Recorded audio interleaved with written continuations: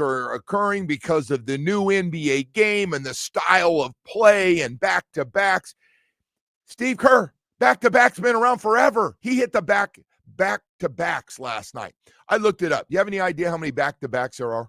I was curious last night. I literally, after I heard the comments, you have any idea? Not everybody plays the same amount, roughly, how many back-to-backs these guys play during the season. Now, again, in new NBA, very few guys, star players, playing back-to-back. They get to a certain age, they almost never do. Matter of fact, I think Steph Curry last year openly said, hey, we're not going to play Steph Curry. He's getting closer to 40. We're not going to play him in back-to-back games. Everybody in the NBA plays between 13 and 16 back-to-backs, with the average being 14 or a little over 14 back-to-backs during a season.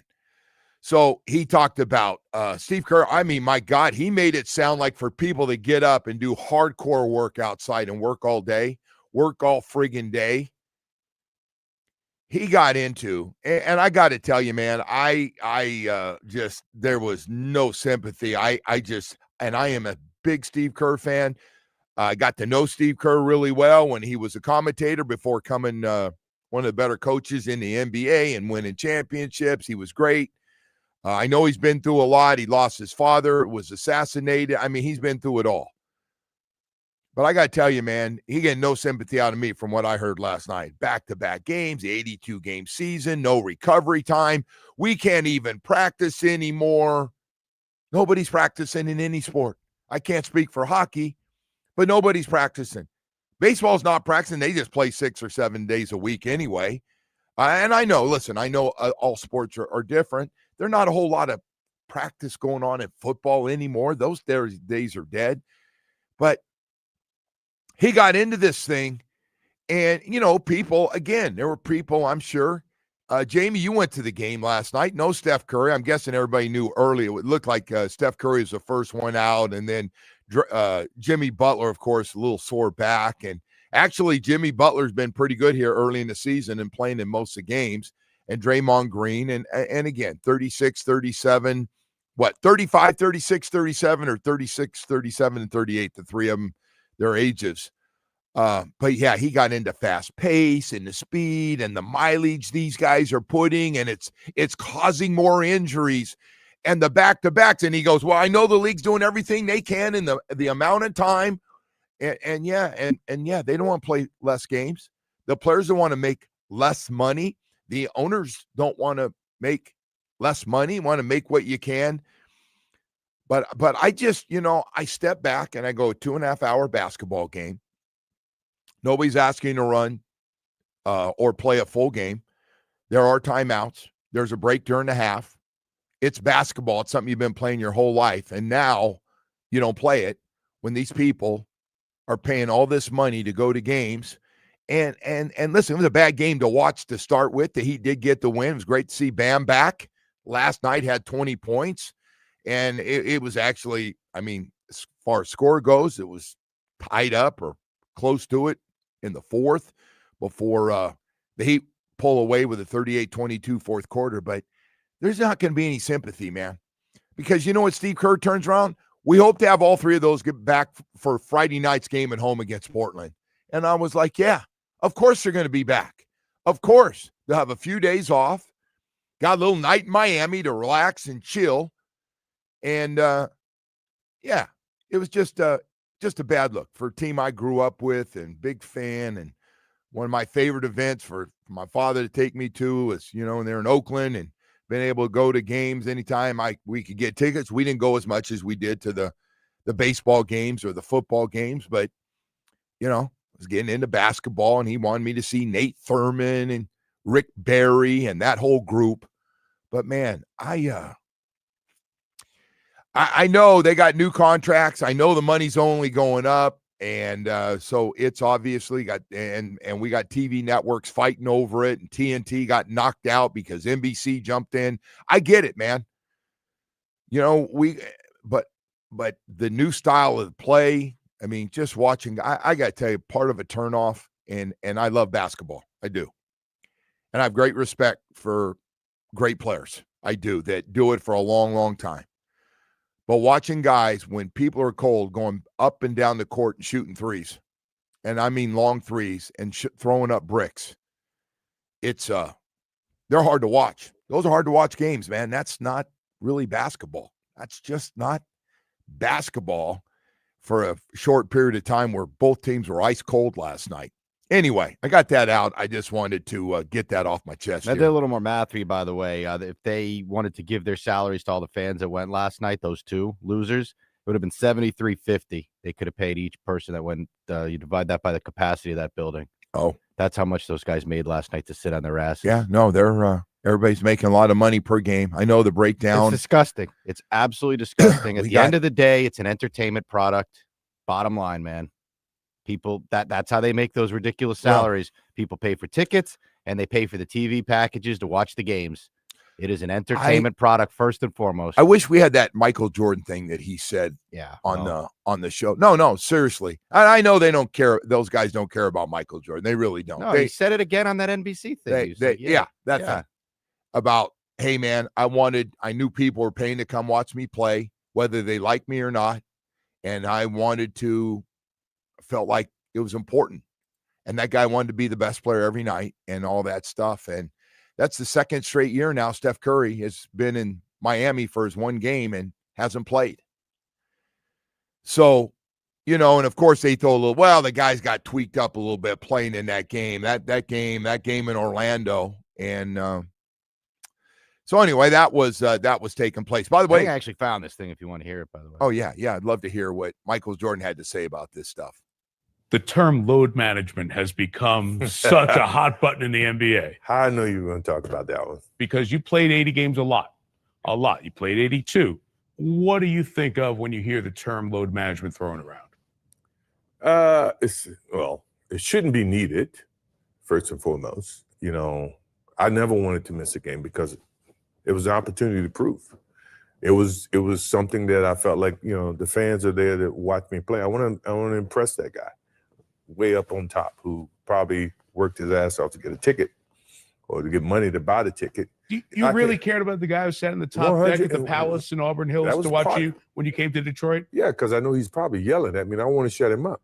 He's calling me all kinds of names. I definitely want to shut him up. Right. You have a duty that if they're wanting to see you, and as an entertainer, I want to show, right? So if the guys are coming to watch me play, I don't want to miss that opportunity. Now, physically, if I can't do it, then I can't do it. But physically, if I can do it, and I just don't feel like doing it, that's a whole different lens. So give me the first time that you came to that fork in the road in your career where you could have sat down and missed a game, but you fought through. Started my career. Okay. I twisted my ankle. And I had a teammate. He says, "You twist your ankle, young fella. Come over and sit with me. This is you need to." I said, "No, man. I'm trying to make a name for myself. There's no way I can sit. I need to get out there and show what I'm capable of. I want to play. I want to win. I want to make an impact." And I twisted my ankle. I taped it up, and I went back out and I played. I always felt that. I always felt the necessary need that I could never leave my comrades out if I could perform, right? Even if I couldn't. Utah, great example. Everybody said the flu game. It's a game 5, which is a very pivotal game. I was going to find a way to get out there, even if I was a decoy. Well, once I got out there, you never know how, pushing yourself, you never know what happens, right? So that night you got out there and you found you could do more than you thought you were going to be able to. Next thing you know, the emotions, the situation, the need of the team, all those things catapulted me to, I'm going to gut this thing out.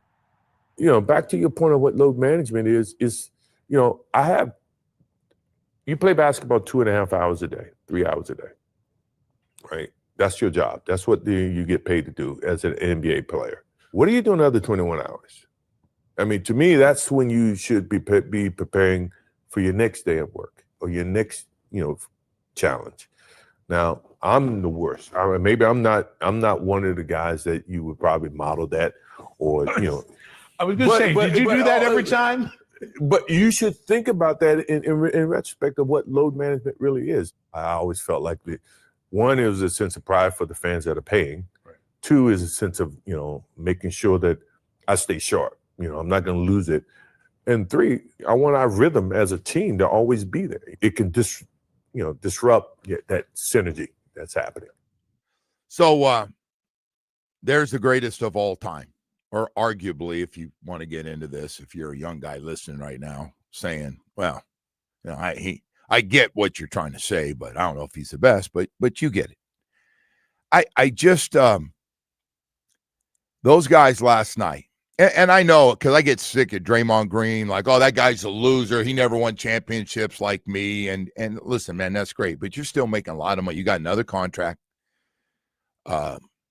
Steph Curry, obviously, who I really like, but sits out again, man.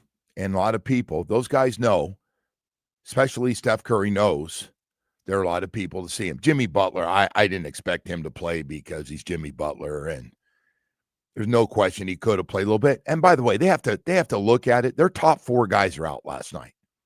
Kuminga doesn't play either. So their top 4, 3 old guys and their young guy, they're out. Even though they gave a great effort, they did with what they had. It was an ugly game. They had no chance to win that game. They had no chance. And of course, Norman Powell takes over, and Bam had some great plays in the fourth quarter, and they 38-22 fourth quarter, game over. It's nice to hear MJ say it, by the way, that it's an entertainment product first and foremost. Yeah, it is, right? Well, listen, man, that's what it's all about, man. We get to see Steph Curry one time. Yeah, that's it. Steph's not in the East where we're going to see him 3 times here, and we'll see him 3 times or whatever. That's not the point, though, right? Like, even if he does come back, that's not the point. There's a lot of people that paid a lot of money to go to that game last night, take their kids or something, and. Well, listen, I'm not. Man. It is a bunch of bull crap, and all 3 of them, and of course, he's a little tweak. He got a little tweaked up late in the game, and by the way, we're hoping. I love that part, Steve Kerr's last part. We're hoping to have him back Friday night at home against Portland. Yeah, I'm guessing they'll play. I'm guessing all 3 of them. We'll see play tomorrow night. Hey, we've got a lot of stuff to get to here this morning. But yeah, the NBA, make no mistake about it. There's a lot of money. I know the popularity, not only here, but around the world for the NBA is great. But I got to tell you, man, you're turning a lot of people off. You are turning a lot of people off. And God bless you getting those big fat contracts from ESPN. And I think TNT's out. Who is it? NBC now. And I don't know. Is one of the other, somebody else in Netflix jump in the party a little bit, or Amazon might have a small package. I don't know. Day to day with it, man. I got to look at the app, the sports app, and see what network these things are on. Anyway, they're paying a lot of money, though. The Heat get a win, more importantly, so they're 9-6. It's great to see Bam back. He did want to play last night. And then on top of that, they're going to go play Chicago, leaving today, play Chicago tomorrow.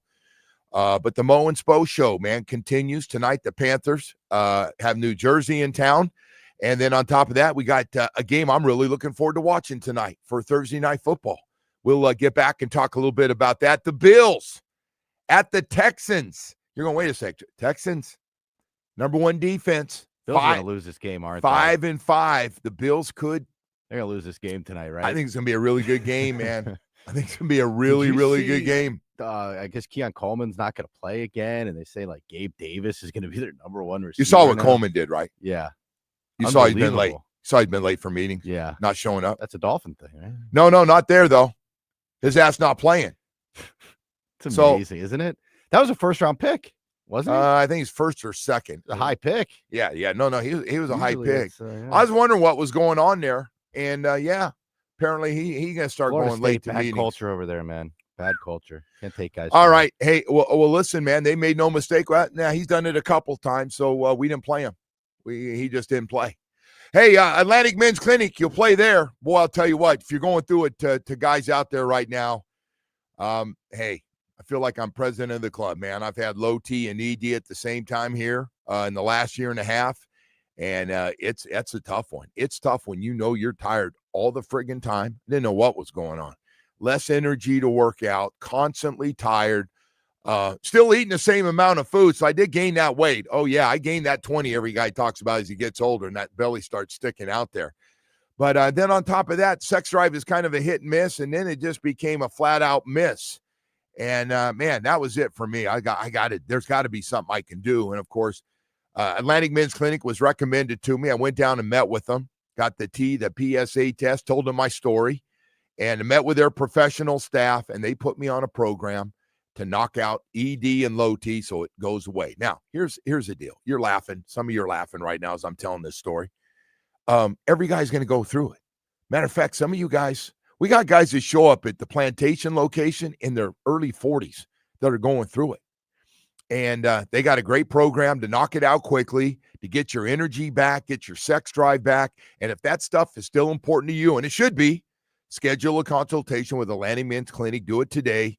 Again, they do the PSA test. If medically advised, a test dose. They meet with you, put you on a program that's perfect for you after looking at your numbers. 7 locations in South Florida to serve you, including a brand new one in Hollywood. Call them today, 877-455-7300. You are in for great results if you're going through it right now, and you don't even have to tell anybody like I'm telling you. Don't worry about it. 877-455-7300 or visit AtlanticMen'sClinic.com. Today's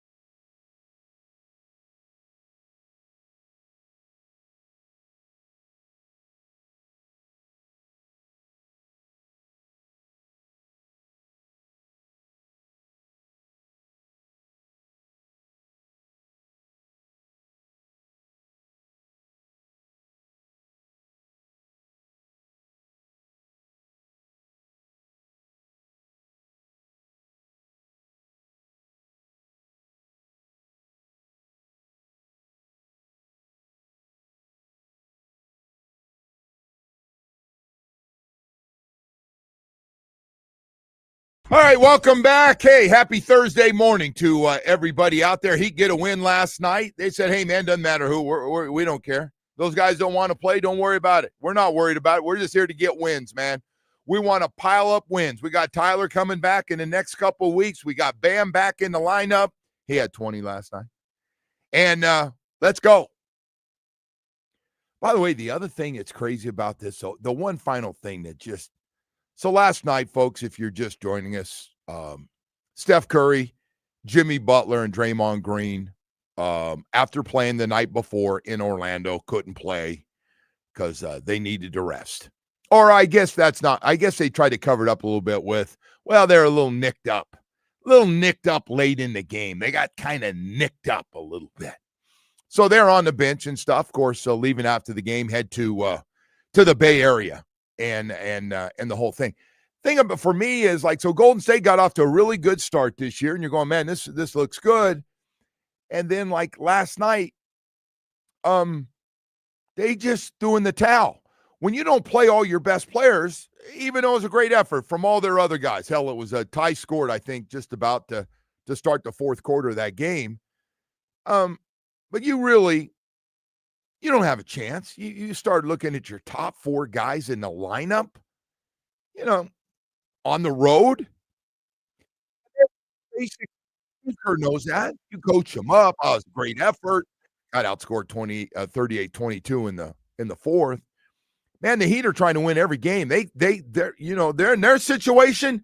They're trying to build up wins, man, as many. They know there's going to be a time they're going to play some of the tough guys and the tough part of the schedule, and you got to go back out to the West, and there's going to be some teams that are playing really well, and you're going to lose some games. You want to win all the games you can. Like if you got there last night, you're going, all right, Heat, you got to win this one. And look, they're beating good teams too. The Knicks, they've got the Knicks now twice they've beaten, but they did what they were supposed to do to that team, and that's win.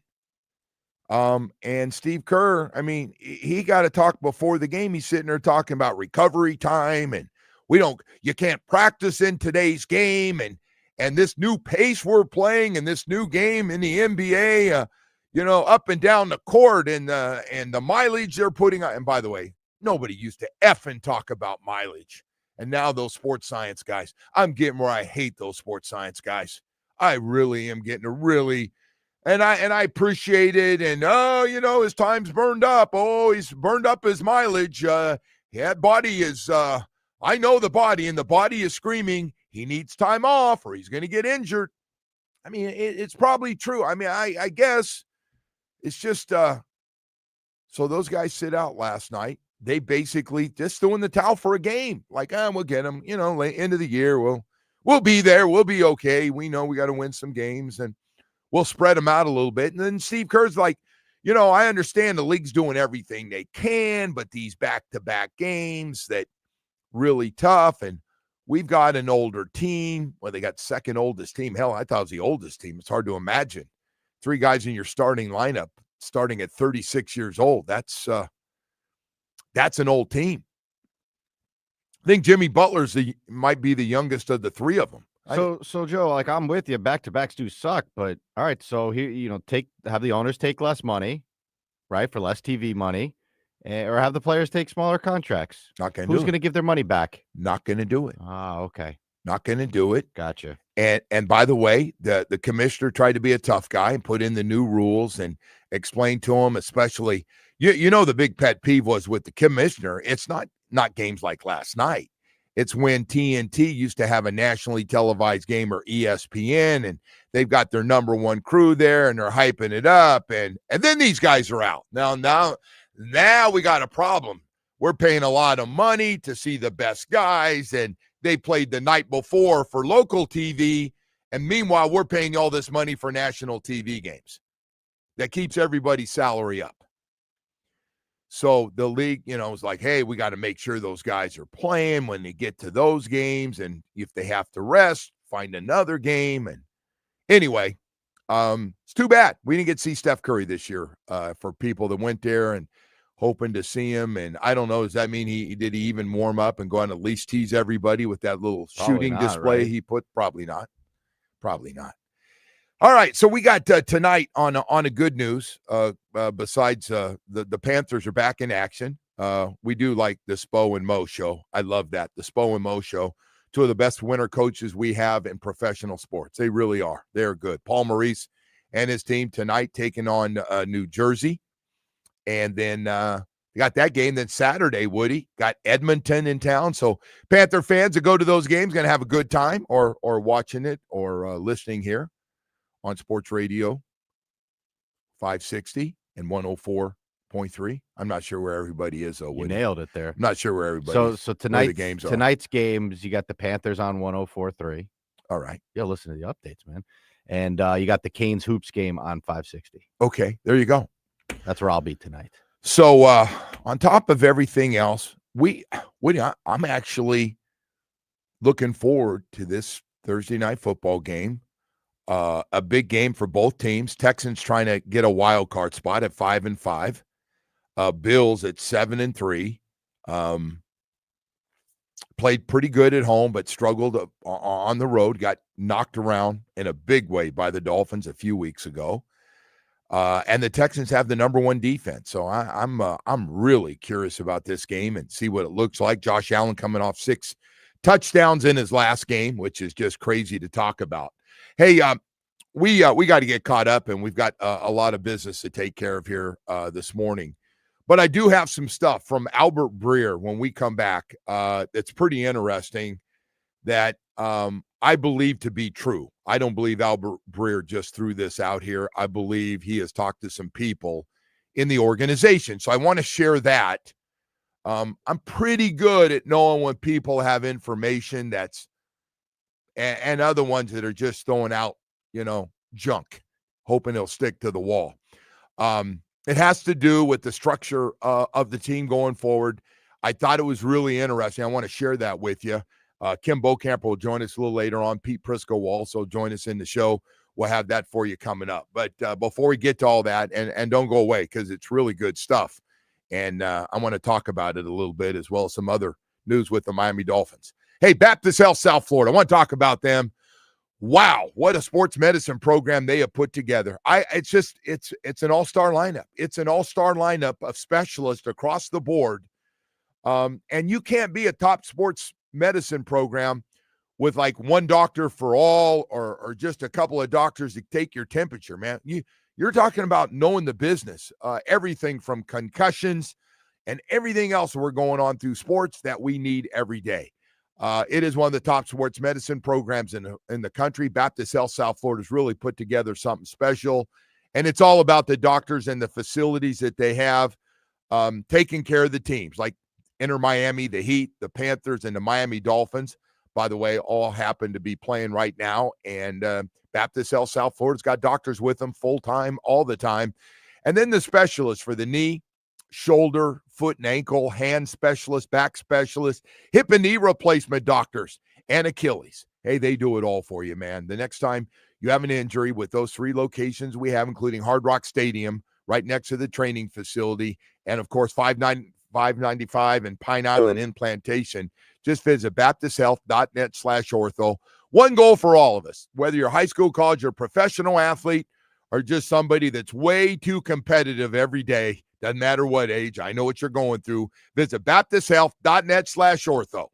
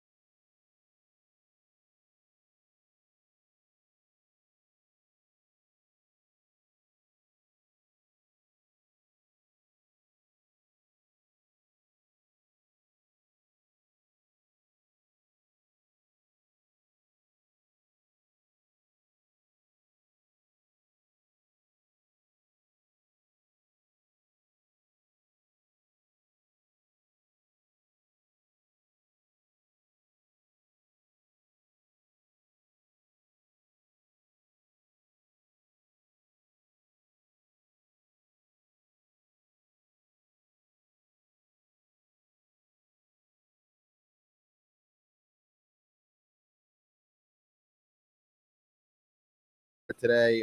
Tennis weather, I think, as you would call this here. 68 degrees at the moment. No rain in the forecast. I love this, Woody. I love when you come up with this beautiful stuff. The tennis community is very happy with you right now when you say it's a tennis day here in South Florida. You just motivated me. Any outdoor sport today. Between 11 and 12 to be on that court.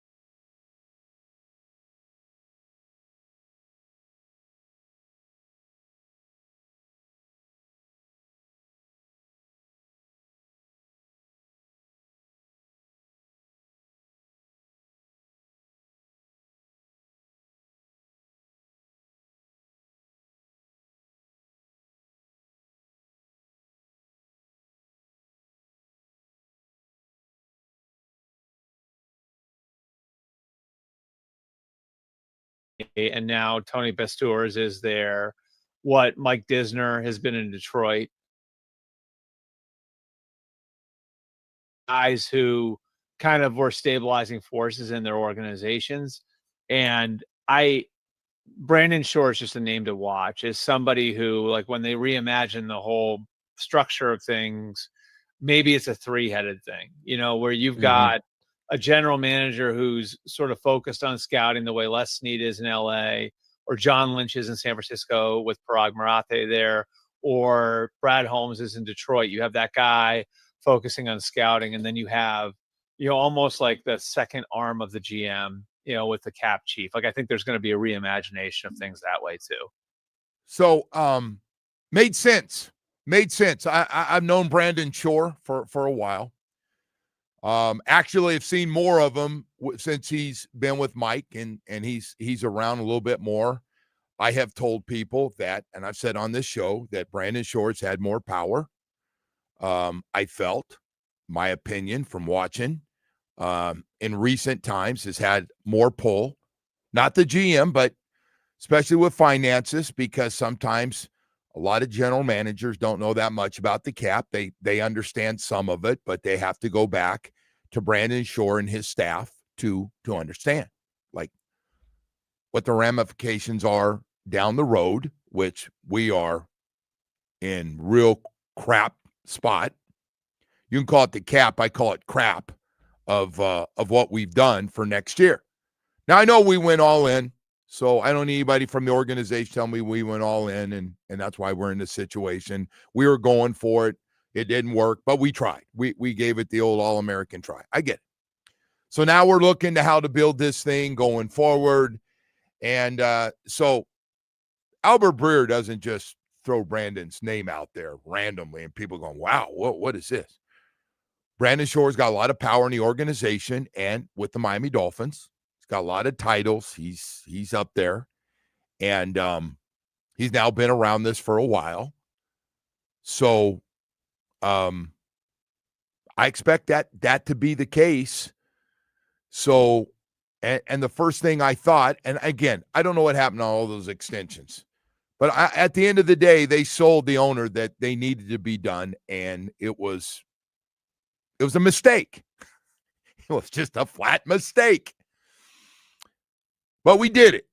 And so going forward, and by the way, we knew down the road what it was going to look like. We were aware of, win now, hopefully, and then the sting won't be as bad down the road. But, again, if you don't win a playoff game, it just officially doesn't work. You can't tell me it works just because I went to playoffs. And Albert Breer did throw out that, well, Mike McDaniel's been to playoffs. He has. He's been to playoffs a couple times, but that's not the ultimate goal. I mean, the last 25 years, we had a couple other guys go to the playoffs, and they had the same results. That's not the goal, to lose your first game in the playoffs as a wild card team. first of all, that wild card show is it happens sometimes, but it's a tough one, especially when you're in that last wild card position playing the highest seed, the number 2 seed now in today's game, because the number 1 seed gets the bye week the first week. So I get it that position becomes more important, and one guy focuses, whether it's Champ Kelly or somebody else, and giving Brandon Shore more responsibility. It always sounds good. I just wonder when you have three-headed with Mike McDaniel also having say-so and Champ Kelly having say-so and Brandon Shore, all with different backgrounds. I'm just not sure how it works. That's all. I get it. I do. Where the GM, hey, don't worry about the money, okay? Don't worry, or hey, we can't do that. Brandon Shore and the staff going, we just can't do that. I mean, we can't do that right now. We can't do that. Because they do have one guy that needs to be taken care of. And he's seen what's happened here in the last few years, and he's not going to play next year without a new contract. That's Devon Achane, who is the MVP, right?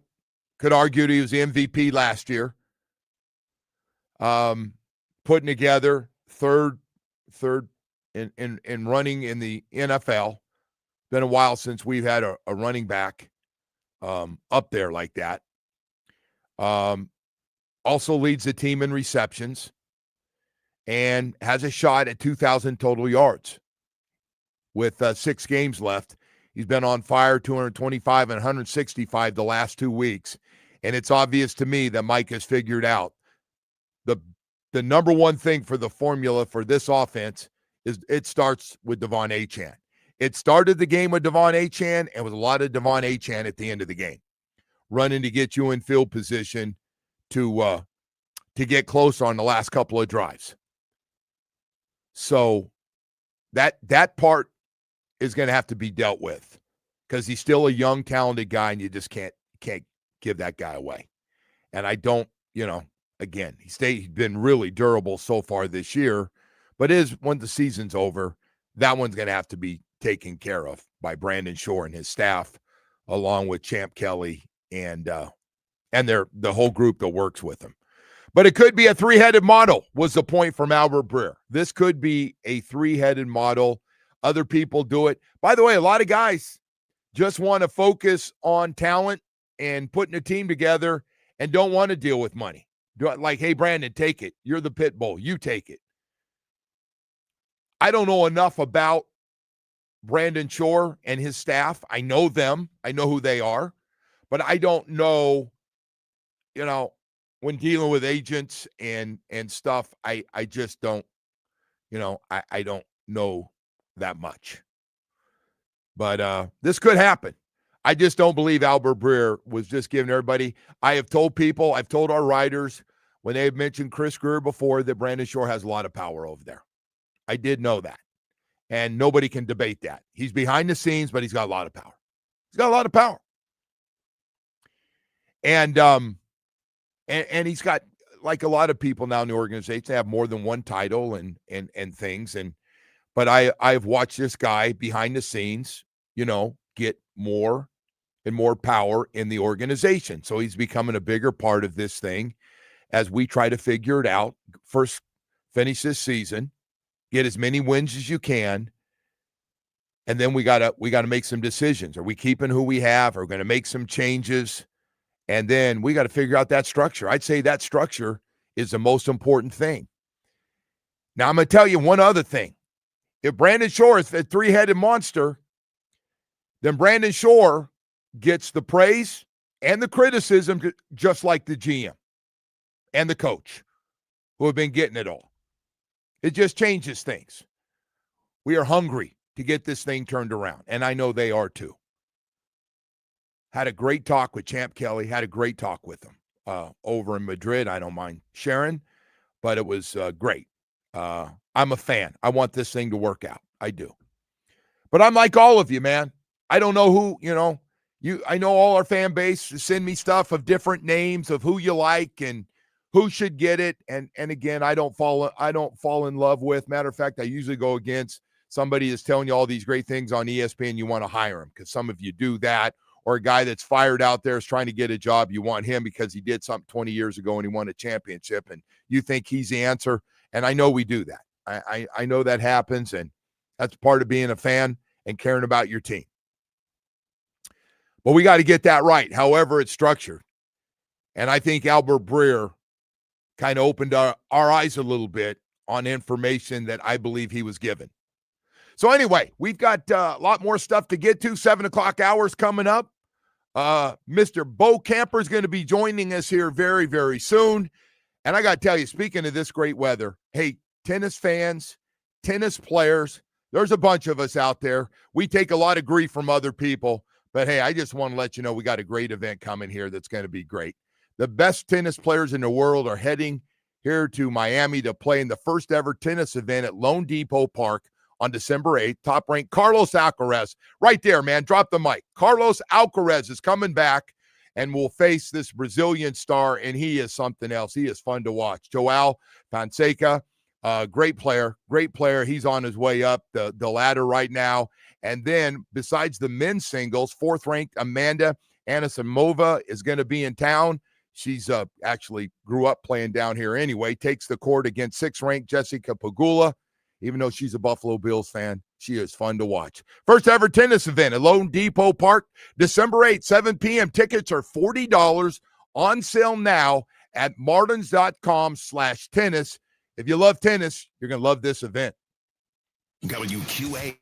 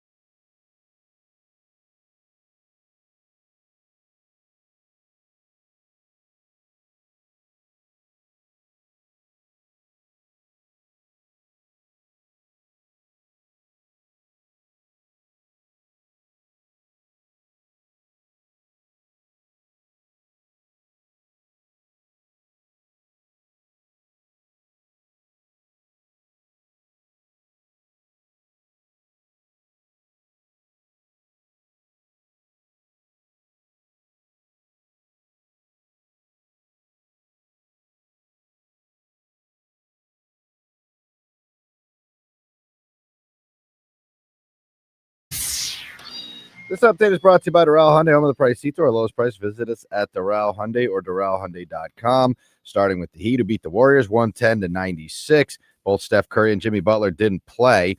Butler makes $677,000 per game, and Curry makes $763,000 per game. Both will be paid for sitting out. Next up, the Heat will head to Chicago to take on the Bulls tomorrow night. Over to the Panthers, who host the Devils tonight. The puck drops at 7 from Amarant Bank Arena. The game can be heard on 104.3 FM. To Canes Hoops, who will welcome in Elon tonight. Tip-off is at 7 from the Watsco Center. The game can be heard on 560 AM. And in the NFL, Week 12 begins tonight with the Bills and Texans. Kickoff is at 8:15. Joe, back to you. All right, Woody, outstanding stuff there, man. Really disappointing last night, really. And I know this load management thing has been around.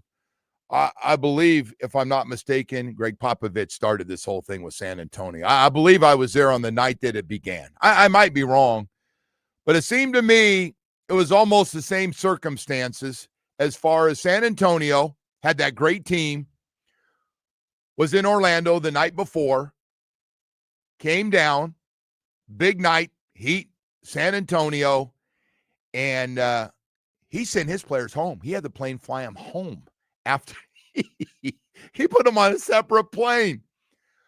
All those guys, the top 3 or 4 guys on that team were sent home to get ready for the next home game. So they played with their starting 5. They didn't even make the trip. He didn't even make them sit and watch the game. He just let them go home. So anyway, Steph Curry, Jimmy Butler, and Draymond Green. You probably could have guessed it. And if you're at the game last night, they're out of the lineup. Now, I want to say this. Honestly, the only guy you really miss is Steph Curry, and he had a great night the night before. The other 2 guys, whatever. I mean, they're all People wanted to see Jimmy, though. Yeah, okay. He didn't want. He could have played. He didn't play. Yeah. Could have played. They both could have played easily. Are you the one of those things you ask him, if this was a playoff game, would you have played?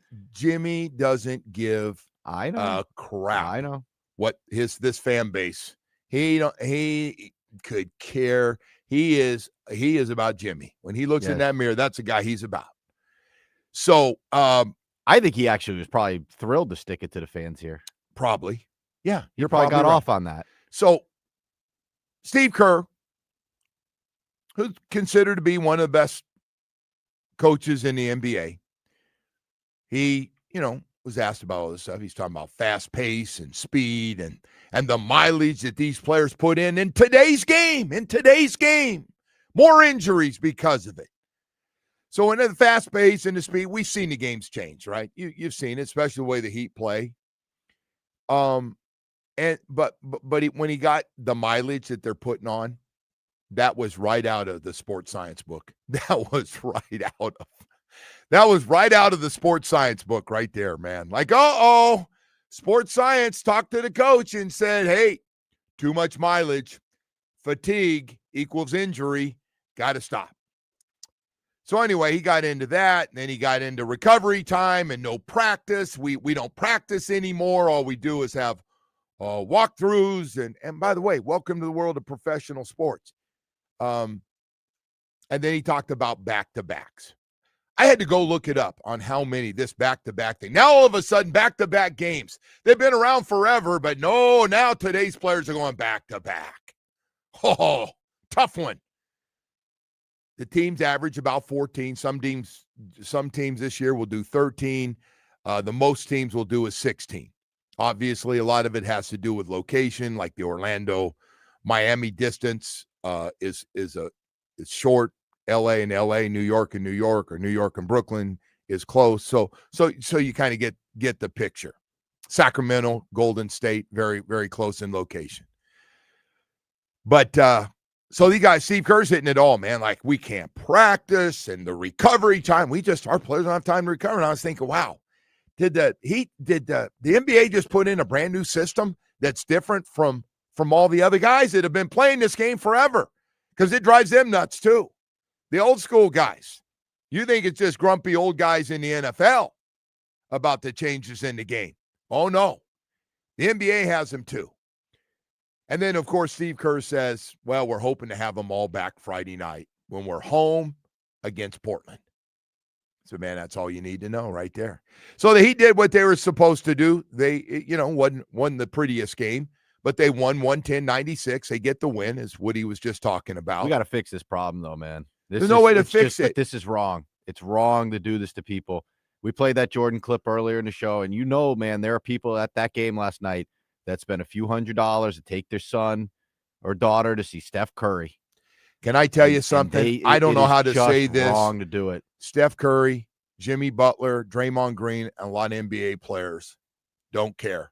If I'm a little tired and I woke up a little sore from playing that night. But we got to fix that problem, though, man. Steph Curry made damn near $1 million last night to sit on his ass. Well, that's a guy there to see. There are people probably got there early that didn't get caught up on the news. Yeah, that don't hit refresh on Twitter all day long to see if their tickets became worthless. Anyway, well, I don't know about it's just wrong, man. But anyway, it's just plain wrong to do. It's too bad. To people. I don't disagree. I don't disagree. If those guys, someone's gonna sue these guys eventually. I don't know when that'll happen. I don't know but you can do. There must be some on the ticket that says. Oh, I'm sure there is, but sometimes our players need to rest, so don't sue. I don't know. It's like you buy tickets to a concert and the main act doesn't show up. It's the same equivalent. Well, they're going to say, didn't Steve Kerr try to throw a little injury? Like, I don't care what he said. Jimmy what the said truth is. Jimmy's back, and Steph Curry's had this little ankle problem. And by the way, it kind of flared. He did. Now, he said this. I'm not making it up. It flared up in the second half of the game a little bit. Sure. Meanwhile, I'm looking. I go, man, Steph Curry played his ass off last night. I don't know how bad that ankle was, but he sure played well. He had a hell of a game. So anyway, the frustration of the NBA, and I, a guy coming in here, he's same way, man. We're old school NBA guys, and these guys are making a lot of money. They get paid the same amount of money whether they sit or whether they play, and it didn't seem. So anyway, the good news is the Heat pick up another game because it counts, and Golden State, who apparently doesn't care, just said, we're going to throw this one away. They had to have a pretty good idea when your four best players don't play, you're not going to win. So that's what happened last night. Someone's talking about offering a 30% refund if more than one star from a team sits. I mean, look, I told you. It's not going to happen. If you divide their salaries last night, what they made for that game, the two of them, and you divide it by the capacity of the Kaseya Center, every person could have gotten $73 back. So can I just tell you? Because what I know what they'd say back. Well, I just told you, Steve Kerr said Steph Curry's got a sore ankle. Mm-hmm. Jimmy Butler hurt his back a little bit late last night. No, I know that they lie to make. But that's their cover. On the injury They're not report. going to say. And Draymond, Draymond missed a lot of games because look at their age. This is what happens. Oh, we're the second oldest team in the NBA. So I know what the cover is on that. I do. It's just too bad. Guy said, imagine that father of three killing himself to be a hero to his sons, and those three bums don't even dress. Thanks a lot, Dad. Yeah. Well, listen, man. Yeah, man, that's brutal. It's absolutely brutal. Terrible. If they're hurt, they're hurt, but they weren't hurt, Joe. Well, the good news is Bam was back last night, and by the way, wanted to be back, and I'm sure he wanted to play against Jimmy Butler and those guys. He wants to get back and win games. Yeah, but Bam's not a bum. He's not one of those guys that sits when he's hurt, or when he's healthy. Like, he's not a bum. It's Bam. It's not bum. You're exactly right. It's and the Heat as an organization don't have that problem. That's just not like in their culture, their DNA. Like, they don't see a lot of guys sitting when they're healthy. This group, you're exactly right. They want to get they're all fighting to get playing time. Yeah. And by the way, you know where it starts? You know where it starts in the organization? It starts with Pat Riley. Pat Riley comes from the time when guys played. Hangover, coming out of rehab, ankle swollen. Guys are going to play. I'm shocked that it's Steve Kerr of all people. Because again, we played that Jordan clip, and it's like the guy played with Jordan. Man, first of all, he was a key part of those Jordan teams. But like that clip from Jordan wasn't like during his playing days when he was crazy. You know what Steve Kerr would say? That was from 2 weeks ago. So Michael Jordan calls Stephen Kerr and goes, "Dude, you were a feisty guy on our team. What are we doing, man?" Because they've all heard what Michael Jordan had to say about this topic. And he'd say, "Hey, man, it's today's games. Like, this is where we are, and he'd throw the schedule out. I don't know what they want the NBA to do. Let's spread the season out another month And then we'll have more time and give you more rest, and we'll knock out and get rid of all the back-to-back games.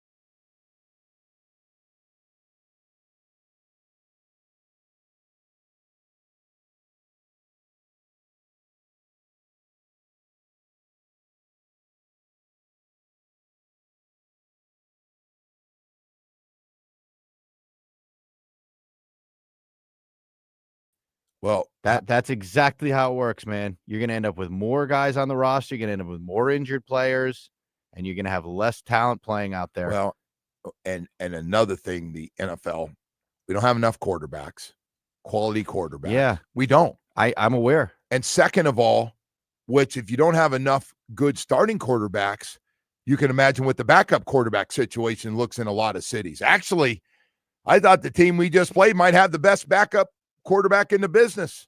Check out tonight's game. By the way, Stroud and concussion protocol. I take that back. Mac Jones been pretty good for the 49ers. Sorry, Mac, I forgot about you. But there's not a lot of good backup. Yeah. There's not a lot of teams in a real good backup situation right now. No, keep adding games, man. Anyway, you played a 16-game season. How beat up were you guys by the end of the year? But you guys also played playoff games, though. So, no, I'd say some teams do. You're getting your shots in now. I saw, by the way, I don't know if you probably didn't see this on Twitter. Kyle Krabs had a screenshot yesterday of what? The Dolphins on the graphic, the In the Hunt graphic. They made it. We did it. They're in the hunt officially. So, it's funny, and I was going to talk to Kim Bokamper's going to be in here. How's he doing, by the way? He's good. Okay? So the Bills 7-3 in Houston tonight to take on the Texans, who have struggled offensively but have an unbelievable defense. Mm-hmm. The best defense. Yeah, best one. Yeah, they're number one. CJ Stroud's out. Yep. But Mills been pretty good. Kid out of Stanford's decent. Yeah, He's won a couple games for him. So my feeling is you're down to either 6 or 7 games, whether you had your bye week or not. It starts at 5-5. Until you get back to 500, I can't put you in the hunt to get a wild card position. I just can't do it. Like TV can though. No, I get it. But the 5-5s, and the reason I bring this up is because there's a lot of people think the Ravens, Kansas City are still going to get in this. And to be honest, if the Texans, as long as you got that great defense, I'm sure I don't know how close CJ Stroud is to coming back, but that's a pretty good team. Those teams are going to have a chance. What are you thinking, Woody? I'm thinking if you're 5-5, you got 7 games left. You got to go 5-2. You got to get to 10-7. Yeah. But that's what everybody's talking about. And I hear Kansas City, we got to get to 10-7. We just got 10-7 will get you in. JB just put it up on the screen on our YouTube feed. Dolphins in the hunt at 4-7. They're so far out of it, though. The next team up is Baltimore at 5-5, KC 5-5, Houston 5-5. Yeah. So the problem is the 5-5. We still lost 7 games. I know in the win column it's 1. I'd be shocked if the Dolphins got to 7 wins.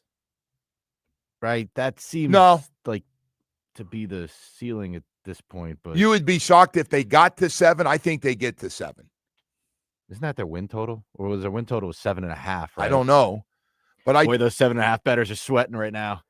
Hey, Woody, all I know is you know who you got out of the chute, man.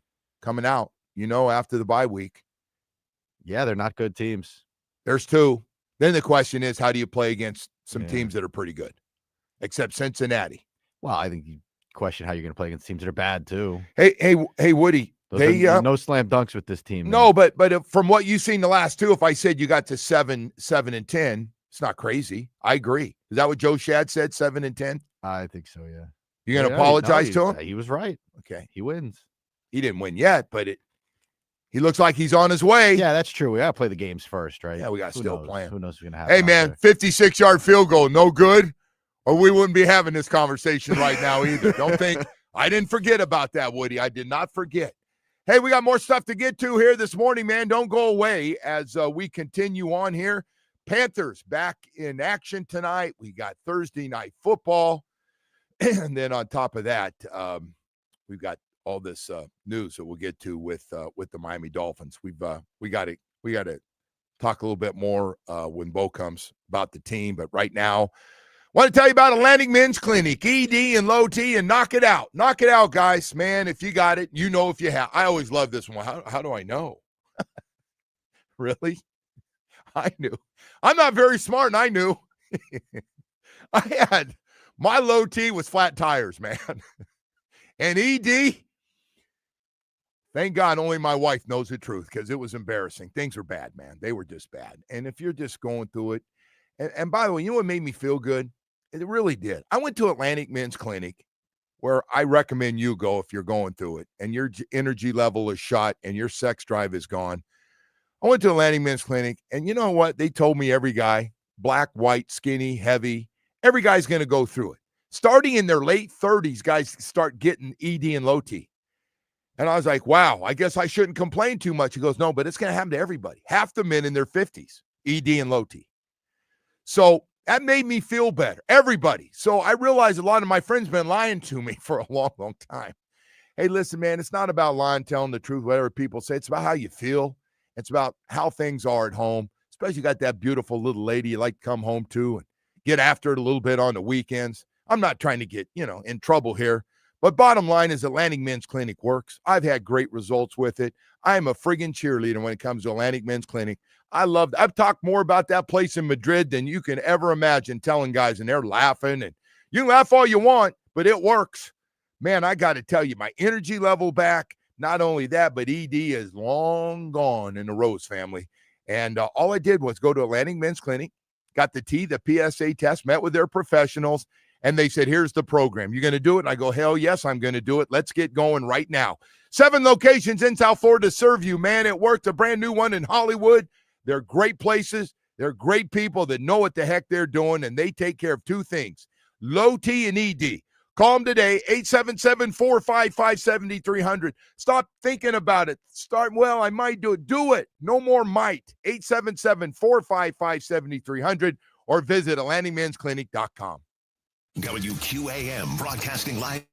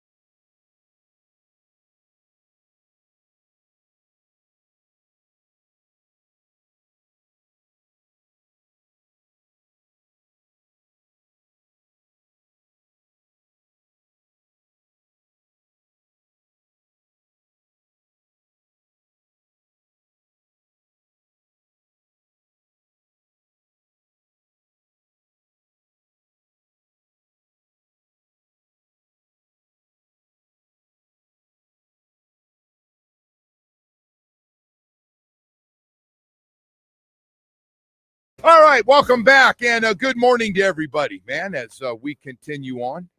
A lot of the Mo and Spo show. Just love it, man. Paul Maurice and Eric Spoelstra.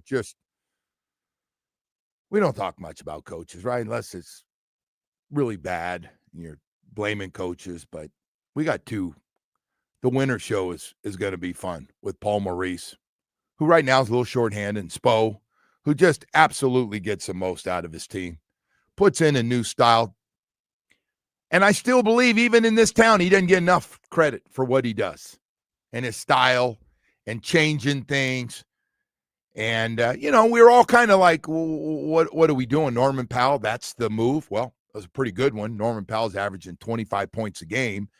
And the other part is, no, we can develop our own guys. And, you kind of roll your eyes like, come on, Spo, how many times are you going to do that? Jaime Jaquez, 17 a game. And I got to tell you, the light's about ready to go off, and I'm Khalil Ware. I just feel like the light's about ready to go on full time. Full time. It's on and off. I mean, he just throws in like, what do you have, 16 rebounds last night? What did I see? He had 16 rebounds. And they're getting better. And Spo's on him, man. Spo's on him. Spo's had a couple of centers that were part-timers, and he hates those guys. He hates when you tease him, and then all of a sudden you can't run up and down the court, and, your guy's getting a dunk, and you're about 6 steps behind him. And I think this guy, Khalil Ware, wants to be. I don't know him. I don't know him at all. He looks like he wants to be a really good player. And if he's willing to put in the work and buy into what they're selling in the culture, he's got a chance. Whether he's starting or coming off the bench, I still, that's to be determined, what his role is going to be. But a lot of good things, man. A lot of good things. They're an easy team the way they are, having Bam back and Tyler on his way. It's going to be a fun team. I think they're going to win a lot of games. I think they're going to be a lot better than that 500. 9-6 right now, gotten off to a nice start. And I know they're going to hit some rough ones, but they go after every game like they get it. Like, no, games we're supposed to play well at home. That's been a knock on them, not playing well at home. They're off to a great start at home. So a lot of good things, man. A lot of really good things. And if stars come here and they don't want to play for whatever reason, or they're tired, or $600,000-700,000 a game's not, it just doesn't work for them, or we interfere with their life from the night before going out, it's fine. Doesn't matter. But a lot of good stuff. By the way, real quickly too here this morning, I got to give, we've been talking about this Dolphin thing in the big picture and what their record might be. And I do believe they're going to have a really good chance to win at least 7 games. They are. I know. 7-10, still not in the big picture. Not, we don't want to be cheering for 7. Like, way to go.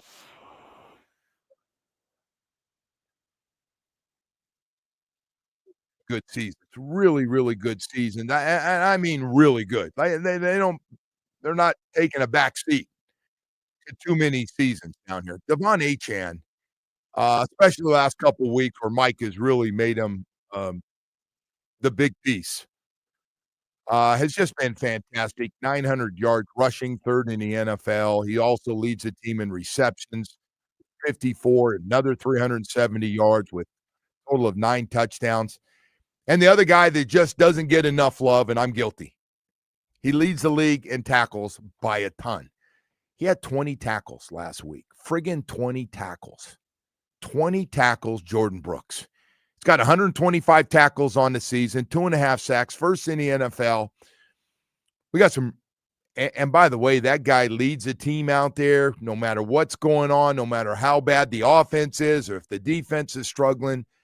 This guy brings it, man. Has a lot of tackles right on the line of scrimmage. And by the way, I've noticed he's getting better as the D-line gets better. Take on some blockers for me. Let me make some tackles. And he's just been good. And with that group, Aaron Brewer playing so much better than I thought he could. Just getting better and better at center, if that's possible. Patrick Paul, the left tackle, has been really solid. You notice we never talk about Patrick Paul. And I just want to give a couple of guys. Jalen Waddle's had a good season, especially now he's the number one guy. Had a couple drops in the last game, but I really want to give a shout out to a couple of those guys. You know, sometimes you're playing really well, the team's not, and we forget about it. And then all of a sudden you take that day and you look at the top of the leaders and all these stats, and you realize we got a guy 1-3 in this league right now. The most important one is tackling people, and Jordan Brooks has been really, really good. And not just him, but also what you're getting from Achane and Brooks together on offense and defense is just fantastic. So just a quick shout out to those guys this morning as we continue on here. Bills at Texans tonight, man. To me, if you're not 5-5 right now, and even 5-5 means you got to go 5-2 to get to 10-7, and I'm guessing that's the goal. Now, saying that, you know, you take one game at a time if you're in the team, but those guys got some tough schedules. And by the way, Kansas City, you know they're talking. They got a tough schedule, 5-2, and they got a schedule. If they're not playing the Raiders, their own division is really tough. So the Chiefs 5-5, the Ravens 5-5. The only good news for the Ravens is right now Steelers are struggling, and Aaron Rodgers has a broken wrist. I don't know if he's going to play in this game or not, but man, it's going to be fun stuff down the road here. See.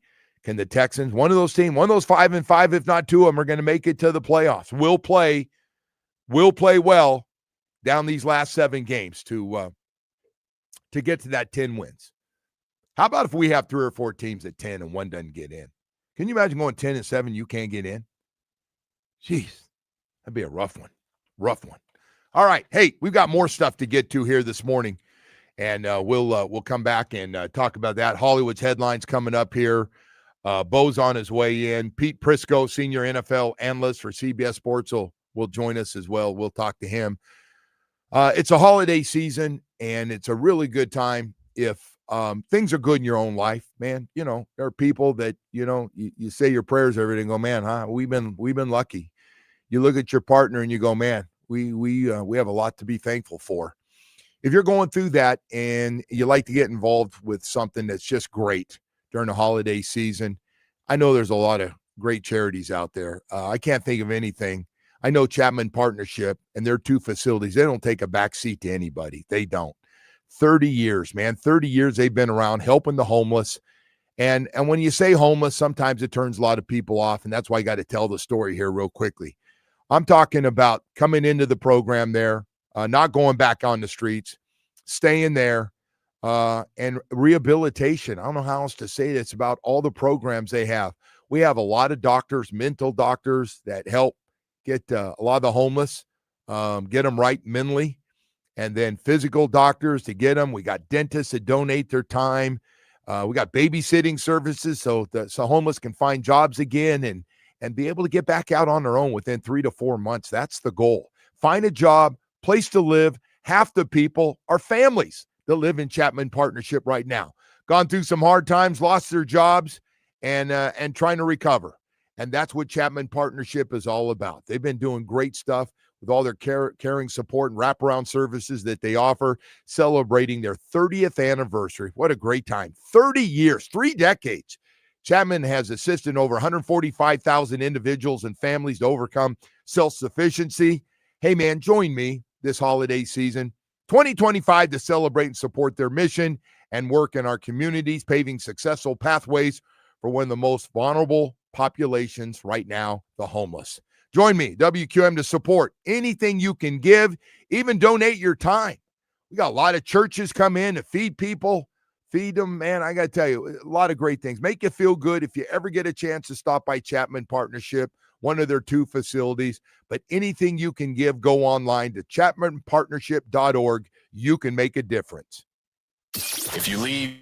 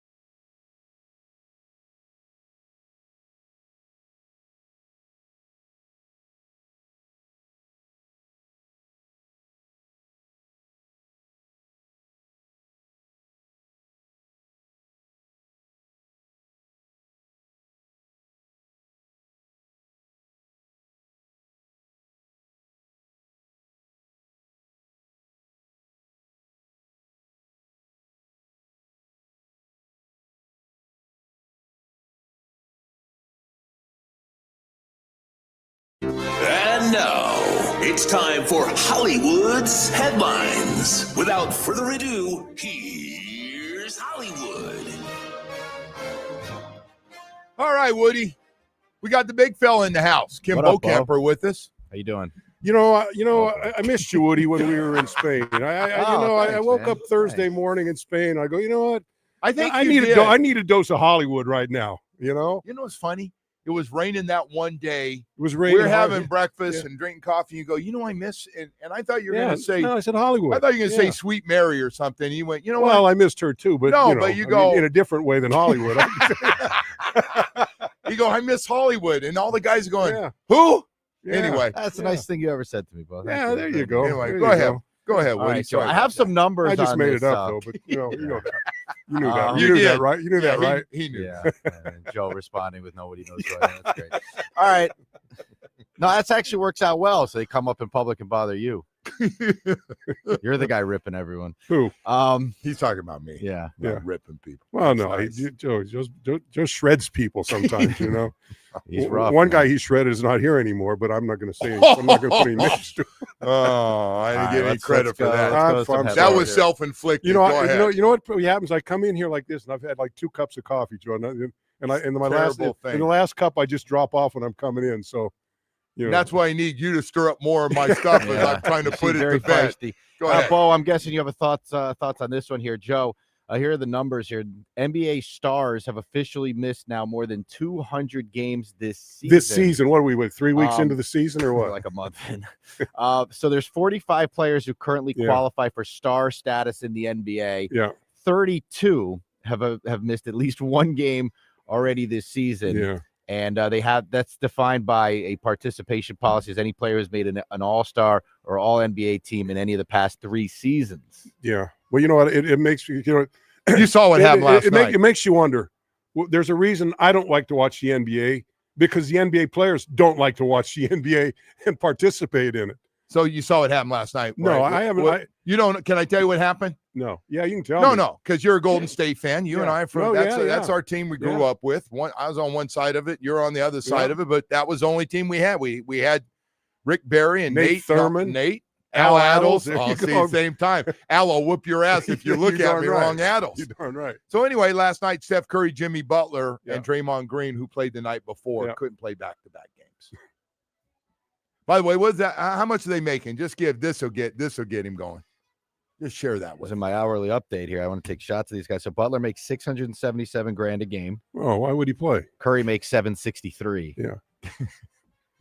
I rounded down on both of those numbers. By the You way. know what? If Joe, if we were playing, both married, and I told my wife, I said, you know what? I'm not going to play tonight. She would go, get your ass on that court.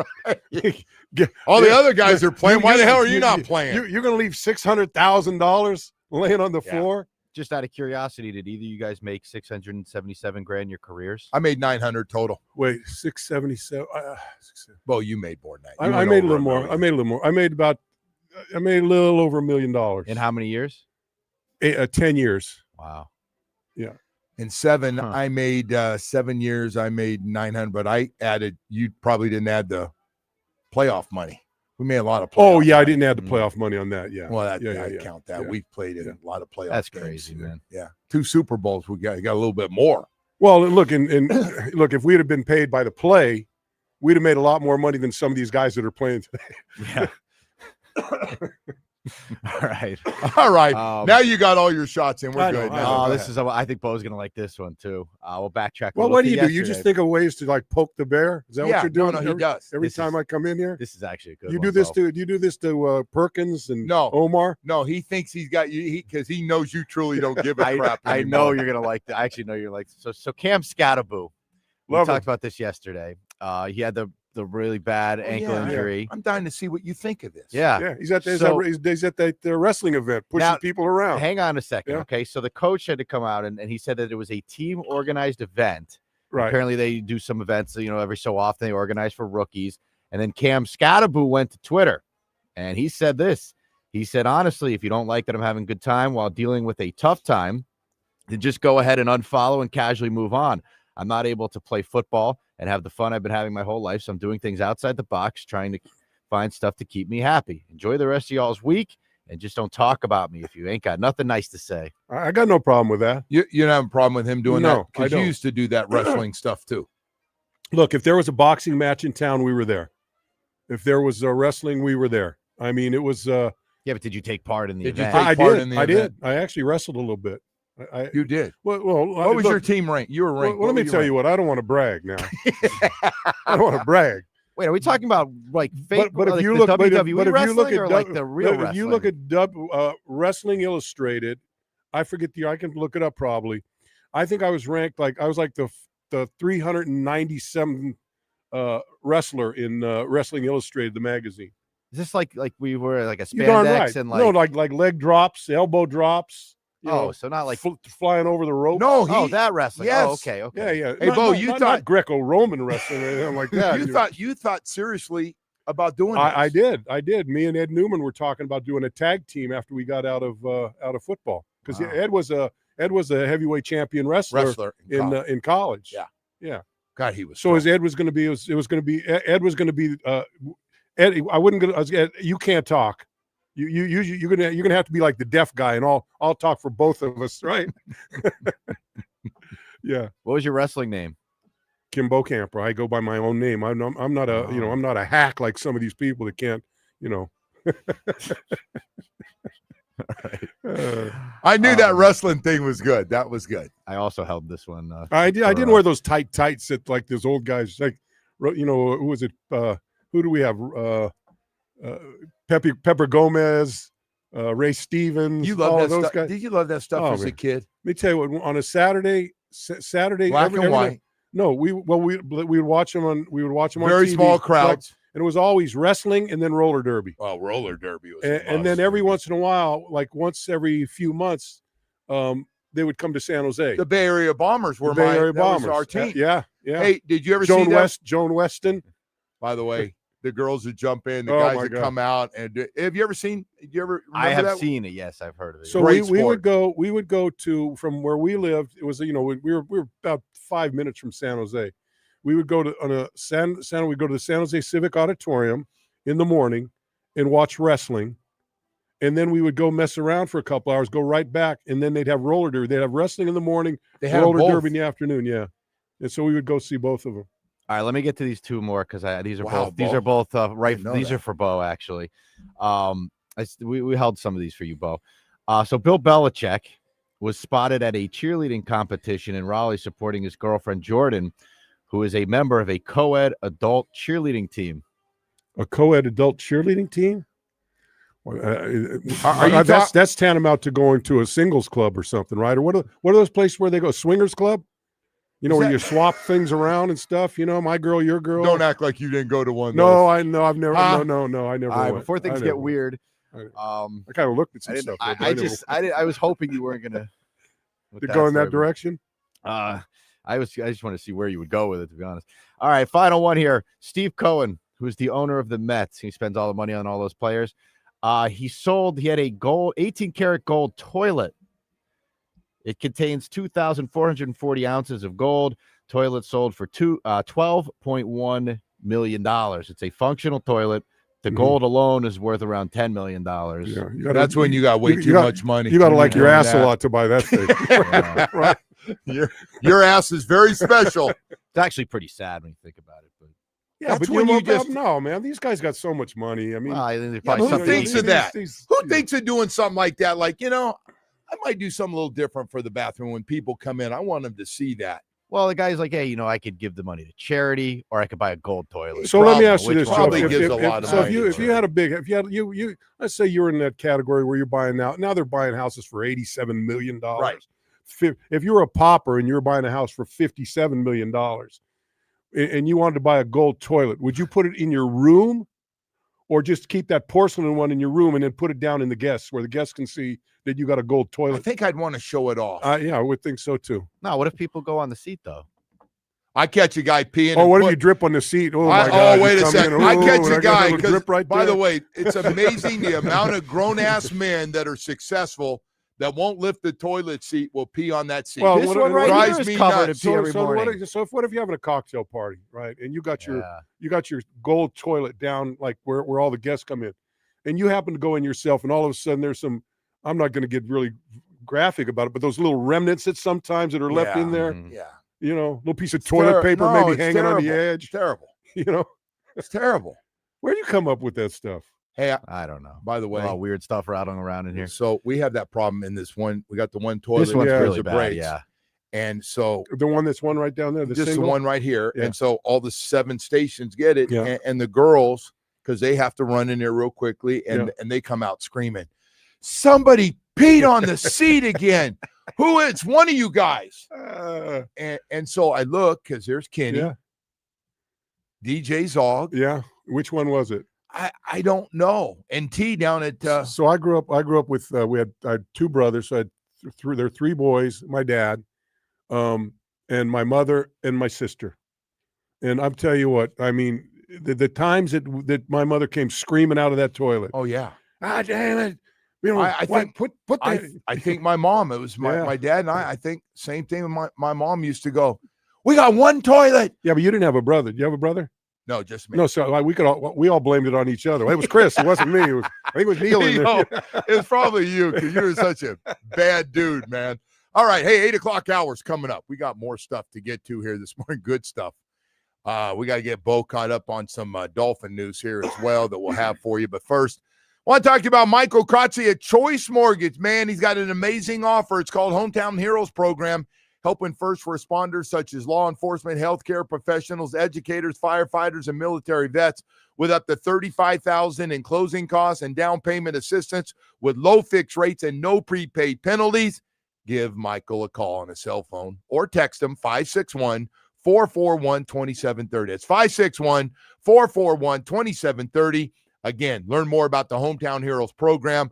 That's Michael Kotze at Choice Mortgage. It's about getting you a mortgage and quickly, and then getting you the best rates. Go to Google reviews on the web, saying a lot of great things about Choice Mortgage reviews and Michael Kotze. Again, 561-441-2730, MLS 166254. Listen to this.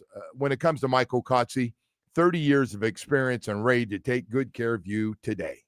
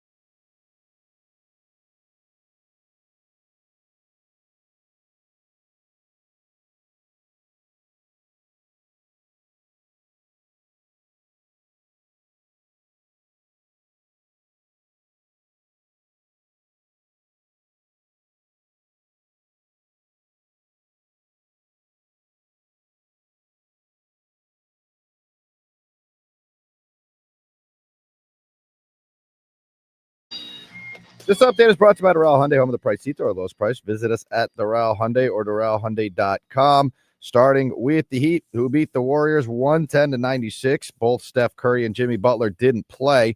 Butler makes $677,000 per game, and Curry makes $763,000 per game. Both will be paid for sitting out. Next up, the Heat will head to Chicago to take on the Bulls tomorrow night. Over to the Panthers, who will host the Devils tonight. The puck drops at 7 from Amarant Bank Arena. The game can be heard on 104.3 FM. To Canes Hoops, who will welcome in Elon tonight. Tip-off is at 7 from the Watsco Center. The game can be heard on 560 AM. And in the NFL, Week 12 begins tonight with the Bills and Texans. Kickoff is at 8:15. Joe and Bo, back to you. Thank you, Woody. As we do have Kim Bokamper with us here in the house and been talking about a lot of different things. Hey, before we get going here, Bo, and everything else, all this information, because you and I now had a chance to spend time with Champ Kelly, and we both like him a lot. Yeah, nice. I mean, look, you know what? It's funny, the conversation I had with him in at the game in Spain, and you know, it was enjoyable because he asked, what do you think? You know, and I think he's probably doing the same thing with these, you know, getting acquainted with guys that have been around. And I think he values, you know, what things that we have to say. Well, he's gonna make a run at keeping this job. And I think he probably, I think, well, I you know, look, it's what's he 2 weeks in now, right? Yeah, Just couple 3 weeks in, right? But he's had a chance to sit back. Yeah, you know, sometimes when you're the guy sitting back there and watching the way things have been done, and you've been other places, yeah, you're going to, ooh, we could do a better job. And he doesn't take shots at anybody, but he's just looking at trying to figure out, and he wants to know what the owner's thinking. And Joe, if you're going to get a job like that, you know, you're going to do it your way. Now, maybe your way coincides with the previous guy, and maybe not, and probably not. You better do so things instead a of little doing bit instead of different. doing it their way that you're not comfortable with, just because that's the way it's been going. No. Let me push that aside and take, you know, pick and choose. Oh, I like this, I like that, but I'm gonna do this because this is my horse to ride. All right. So saying all that, Woody, you have Albert Breer, who's been around the NFL for a long time. Albert Breer had some thoughts on what this thing might look like. Yeah. And I told you a little bit about this yesterday. I want you to hear it. So I think like there are a couple guys that are important too. The president, Tom Garfinkel, and then Brandon Shore, who's their cap chief. I think he's going to have like a role in all of this too. And I know people haven't heard that name, but I think it's an important name. I think he could wind up being like what Kevin Demoff was in LA, and now Tony Pastores is there. What Mike Disner has been in Detroit. These names may not mean anything to people, but they're guys who kind of were stabilizing forces in their organizations. And Brandon Shore is just a name to watch, is somebody who, like, when they reimagine the whole structure of things, maybe it's a three-headed thing, you know, where you've got a general manager who's sort of focused on scouting the way Les Snead is in LA, or John Lynch is in San Francisco with Parag Marathe there, or Brad Holmes is in Detroit. You have that guy focusing on scouting, and then you have, you know, almost like the second arm of the GM, you know, with the cap chief. Like, I think there's going to be a reimagination of things that way too. One being football, Yeah. and the other being the finances, that we have screwed up a little bit. I'm fine with that. Yeah, I'm fine with I that. am too. Because you know, I would like a GM that's focused on the guys that are going to be on the field, and you figure out the money. You figure out the money, but neither one of them cross over. Yeah, you know? I don't think Brandon Shore is going to all of a sudden try to say, hey, I want to get involved in the football side. Yeah, and I don't. And look, so for me, from a you know, for that money guy, let's just call him the money guy. You know, his job is to work the salary cap, right? You got to work that salary cap. You got to figure out how to make things work. And I've long believed that in this league, they can do anything with the salary cap. You can. There's always. I go back to a number of years ago. Tampa Bay was was one when they were kind of in that Super Bowl, pot mixed that in that realm, and they were like barely under the cap, and somehow toward late in the season they bring in 3 big guys to get them over the top. And I go, how'd they do that? Well, you redo contracts. Well, there you go. Money. Yeah. So the point being is, I think with that salary, there's always a way. There's always a way to make it work. You know, I just think right now, and usually I agree. But I don't want. But we got a mess right now. But I don't want a general. No doubt. But I don't want a general manager that's got one eye on the prospects and another eye on the money. I want that guy to say this. I want this guy. You figure out how to make it happen. I think Brandon Shore this past year. Now again.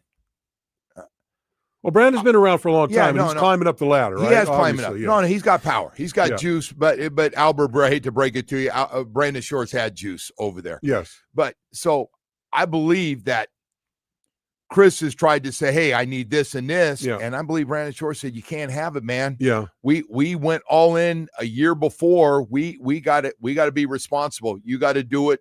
You got to do it cheaper. I know you need this. It's your job to go out and find, which, by the way, we've got some veteran guys that aren't making a lot of money. They're making some big plays. Jack Jones just made biggest play in the last game, the interception, end of the game. So you can find some of those guys, but I think I can see where this thing's going to work together. Well, I think the key, you know what, to me, I think the key to this team, right? Let's just talk about this team and where we are today, right?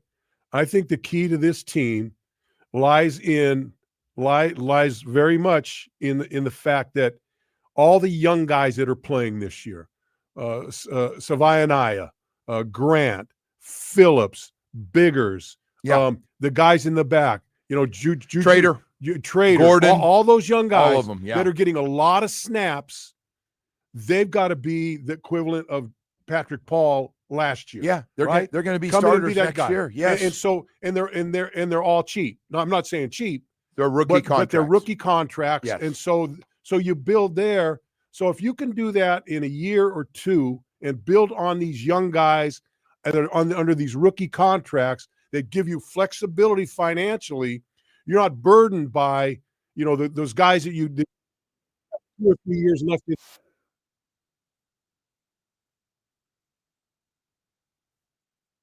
This guy hasn't played it down, couple. He played a couple, 3, and but it's not about that.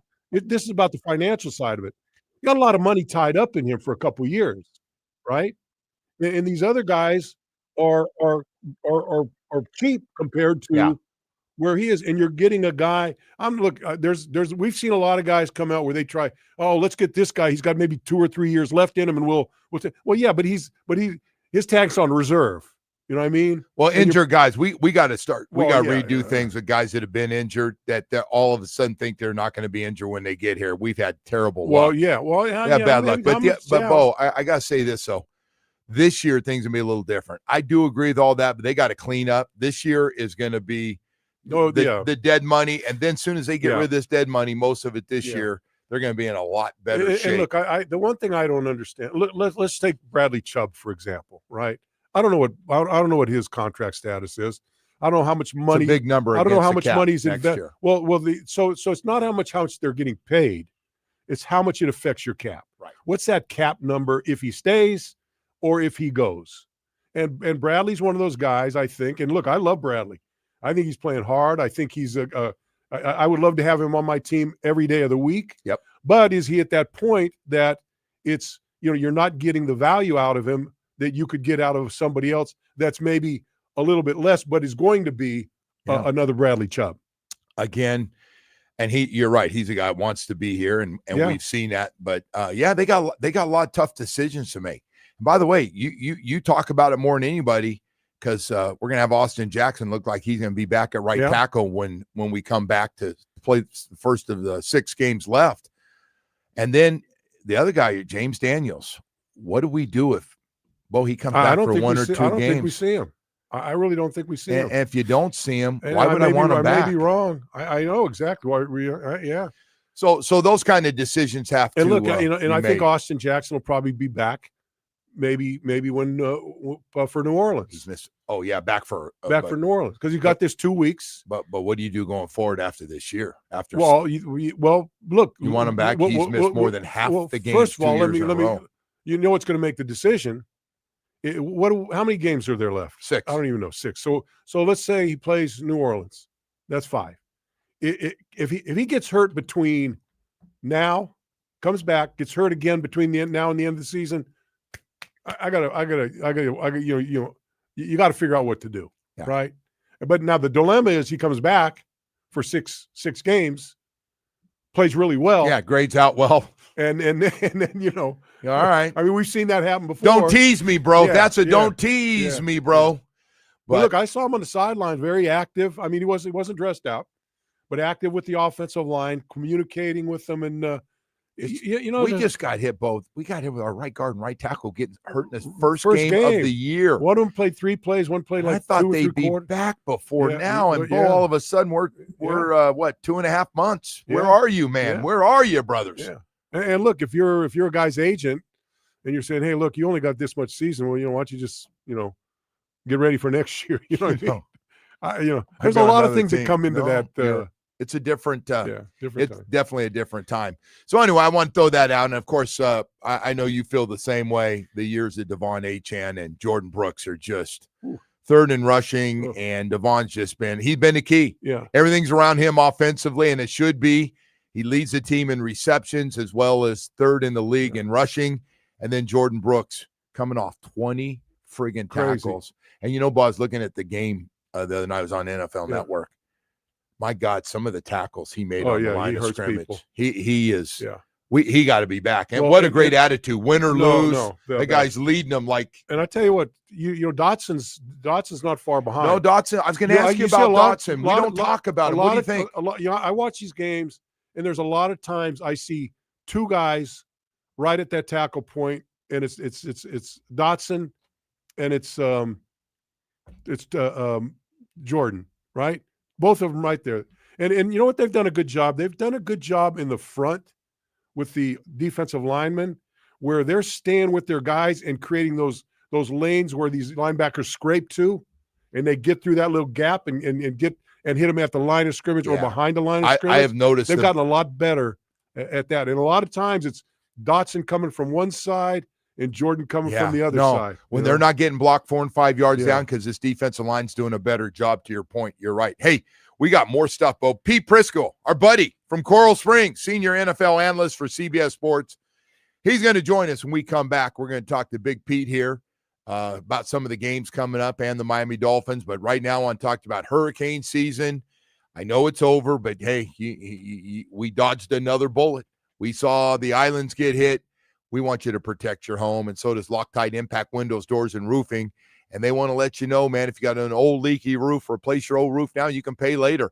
Loctite Impact offers the highest quality roofing materials with lifetime warranty plus thousands of 5-star reviews. Say big on the legendary state-of-the-art Impact Windows and Doors. Impact Windows as low as $6 per window per month installed. Covering all of South Florida. Don't wait for the next storm. Visit LoctiteImpact.com. Again, LoctiteImpact.com. Or you can call and talk to somebody. Got a great staff in there, 954-500-LOCK. Chev and the team over there would love to take care of you to protect your home with Loctite Impact Windows, Doors, and Roofing.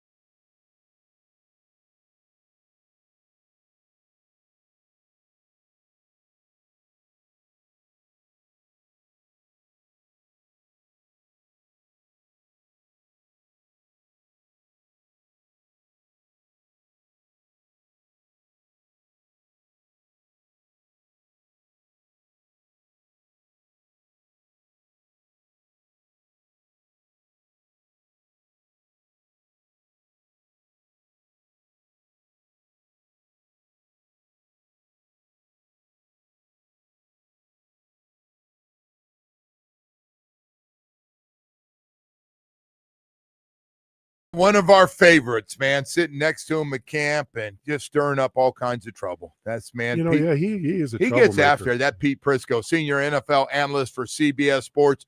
Pete, how you doing, man? It's been a while. What's up, guys? How are you? Man, we're doing okay. Hey, Pete, I gotta tell you, I was thinking about this. You know, we were in Madrid last week, and what a beautiful place, right? I mean, the architecture. You're looking at buildings, and they've got their little plaques on them. You know, 1860, yeah, 1720. And I'm looking at the architecture. I say, you know what? It reminds me of Coral Springs. What's that? Coral Springs. I thought you were going to say the dates reminded you guys of when you were born. Hey, you better be careful. Not far from it. Me too, by the way. Not far from it. With you. Hey, Pete, so you've been watching we got rid of Chris Greer, gone. Well, whatever it was, but he's no longer here. I'm just curious, going forward, do you think Mike McDaniel's back? And do you think Champ Kelly becomes from interim to full-time general manager? Well, let me start with Mike McDaniel. I look, beating the Bills was big for him. Now, building on it is something that maybe he can keep his job. And you do hear rumblings that they really don't want to fire him. Now, I was on the other day, and one of my guys said to me, he goes, oh, yeah, you know, the players are responding. They don't want to get they clearly want Mike McDaniel around. I go, yeah, of course they do. They have to practice very hard. Of course they want him around. So, but I do think, he deserves credit. The team could have folded up and gone home and packed their bags, and he would have been fired. And they've responded, and he's responded. So for as much as I've ripped him over the years, I think he deserves credit for this little mini run. Now, having said that, what saves his job? Does 8 wins save his job, or does the fact that whoever would be the head coach is stuck with Tua next year save his job? And so I think there's a bunch of things at play. But I look, they've turned it around a little bit, and you got to give them credit for that. You know, people put their in the mix, in the hunt in the playoffs. I don't think that's going to be the case. Yeah. But if he got to 8 wins, I mean, maybe he stays around because in large part because whoever comes in and takes that job is stuck with Tua for a year. I think that's a big – I haven't asked you. You agree. You think part of this with Mike is Tua, right? He's going to get the most out of it. I think so. I mean, look, when Mike came in, he built an offense specifically for Tua. And we've seen it over the last couple of times. When you've had to bring one of these backup quarterbacks in, it's like trying to put a size 12 foot into a size 8 shoe. Yeah. It just doesn't fit. I don't think either one of these quarterbacks can run second and third guys can run Mike's system at all. And by the way, the smart thing with Tua is just get the ball to Achane 30 times either through air or running the ball. That's been the key last couple of weeks. Where do you put Achane right now when you look at him, Pete, as running back-wise? Oh, he's one of the best in the league right now. I mean, I wouldn't say, he's not Jonathan Taylor, but this guy's, and he's not Jahmyr Gibbs, but he's up in the conversation. And I'm with you. Give him the ball. Get him the ball.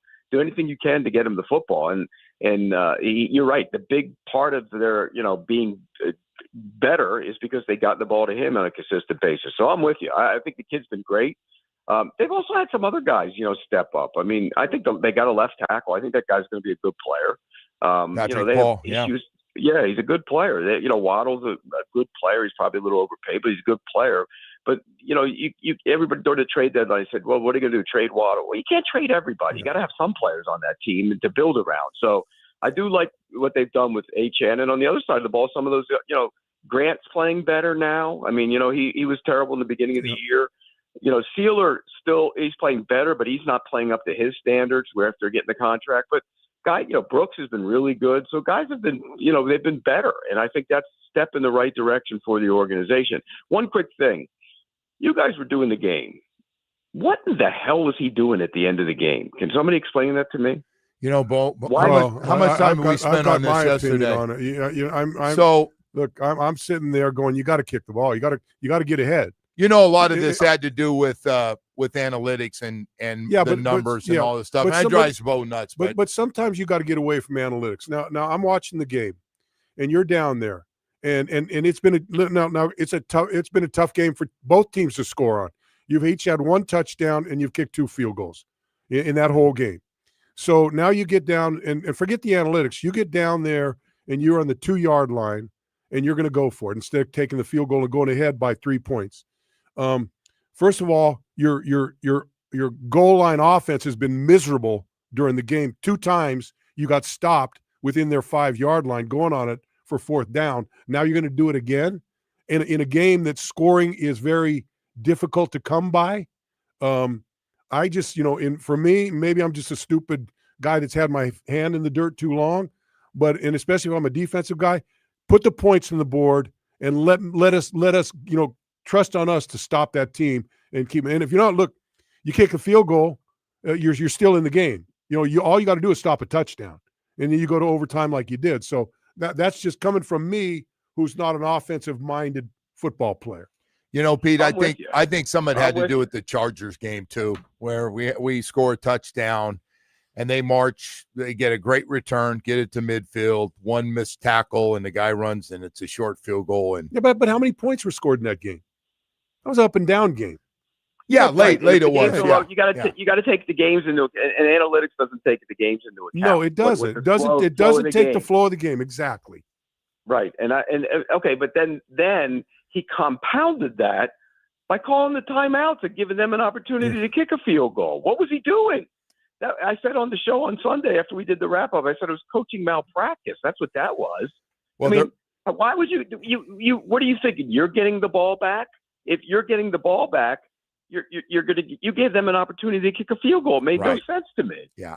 Heck yeah. And by then, you're right. Hey, everybody forgets we're talking about 2 wins in a row, and we got lucky. That guy misses that 56-yard field goal, and by the way, got cut after missing it. It cost him his damn job. Did he have to fly home? He went from hero. Did he have to fly home on another plane? I think they flew him home and then they let him know. They put him in a coach back. Put him in the back. Does Spirit Airlines fly from Madrid back to wherever they were at? Well, I'll tell you what, though, if they had blown that end of that game, they might have put McDaniel on it. Darn right, yeah. No, it would have been a lot of questions, no question about what the hell were you thinking. So let me ask you, 5-5 teams. Baltimore 5-5, Kansas City 5-5, even hell, the Texans, who got the great defense, 5-5.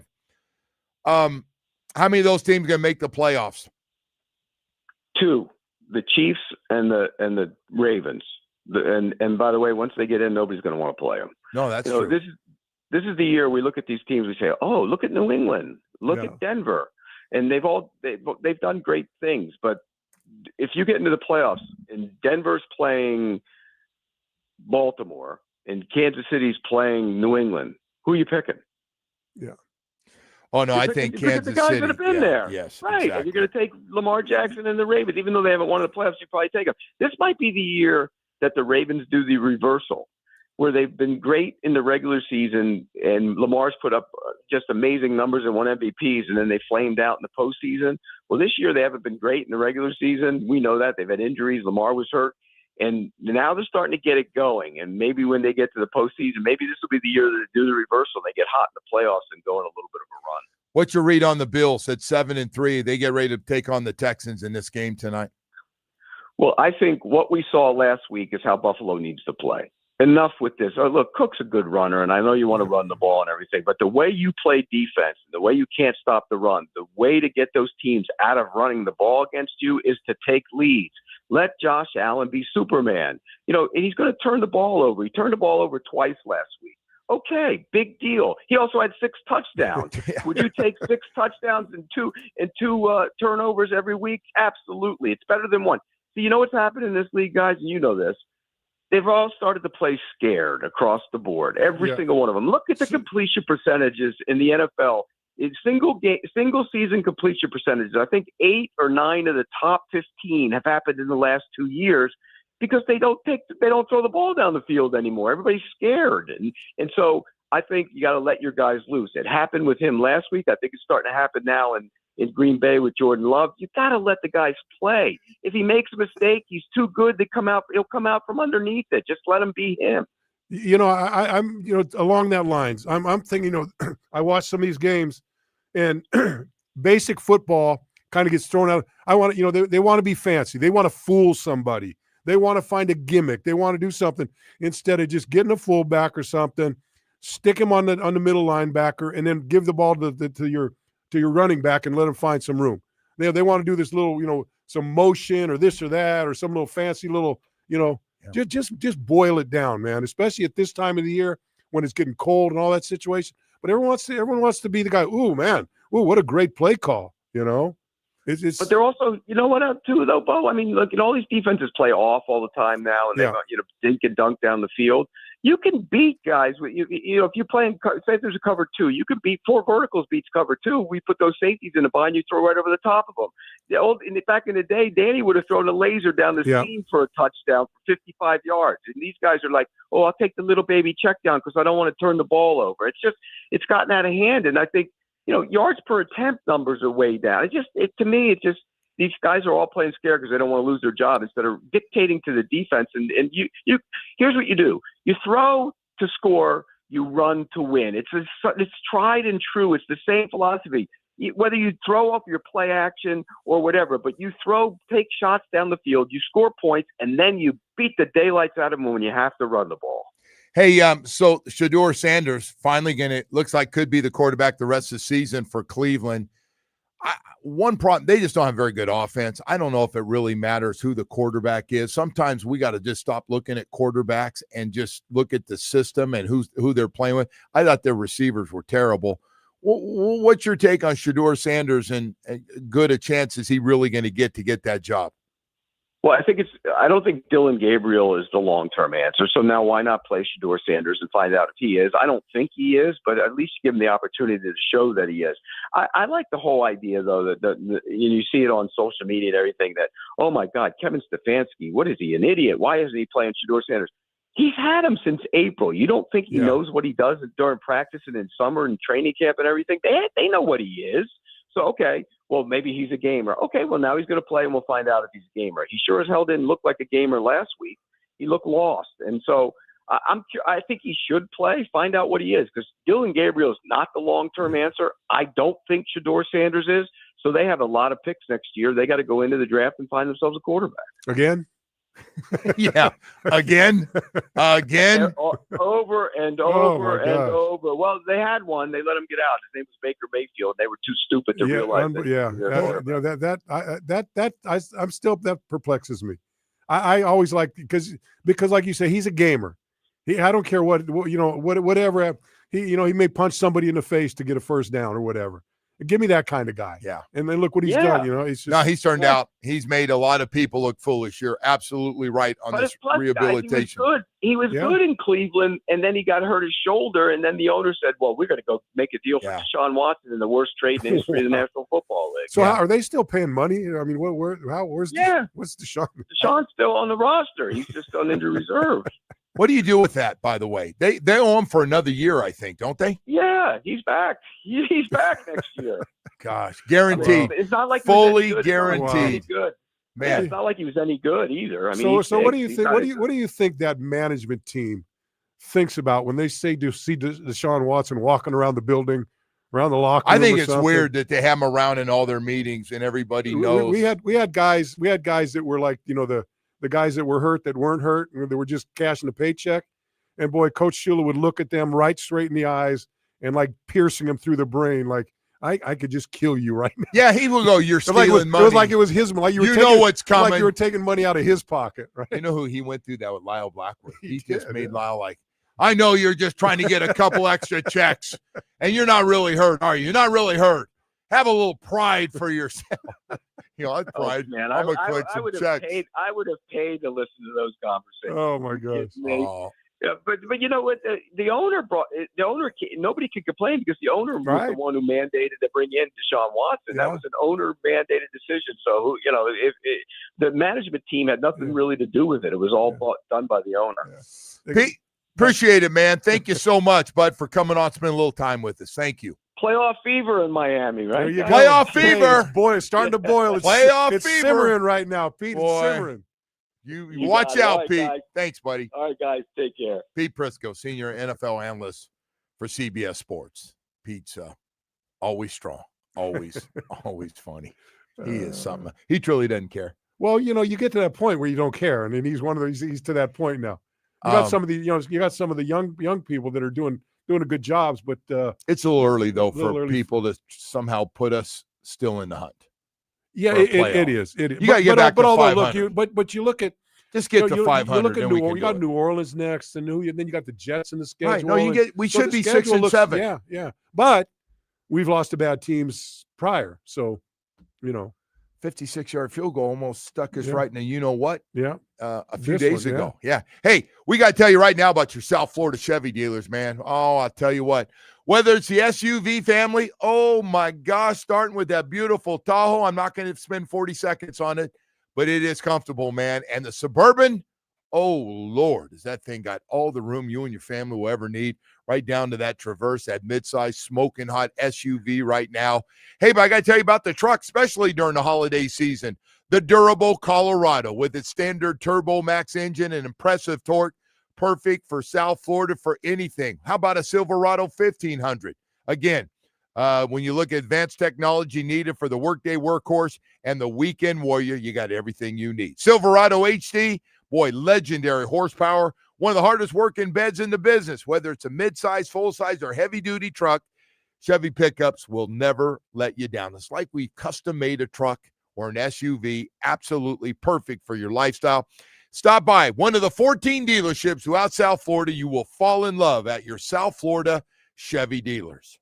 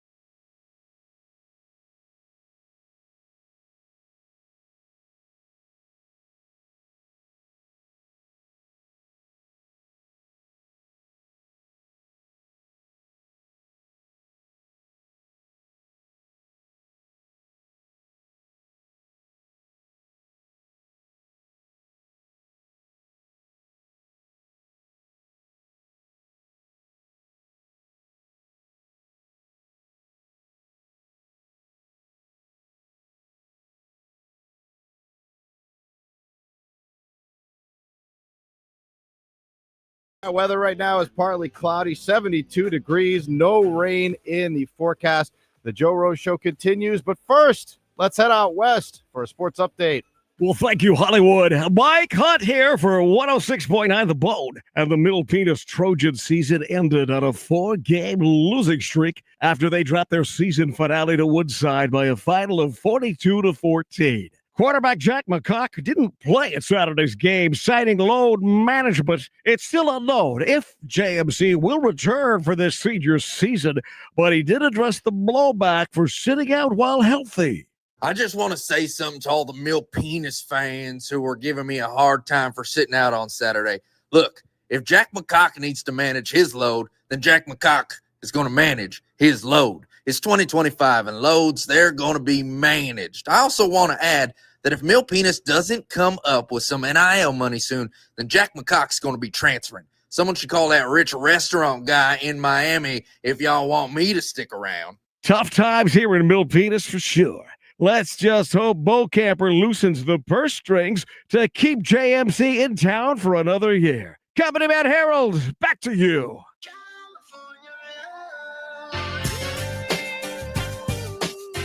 You know what's funny?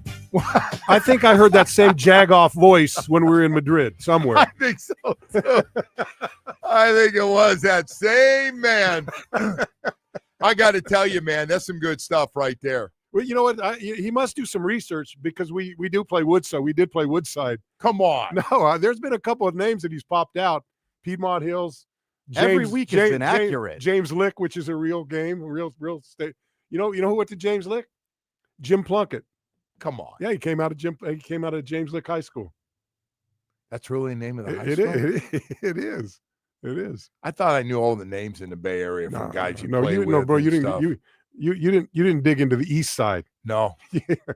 The East Side's where you don't want to. That back then it was a little tough. So my roommate was hanging around like from Mitty, Laney College, Mitty High School. We had a lot of junior college guys. A lot Bellarmine. of Bellarmine. We had a lot of Bellarmine guys.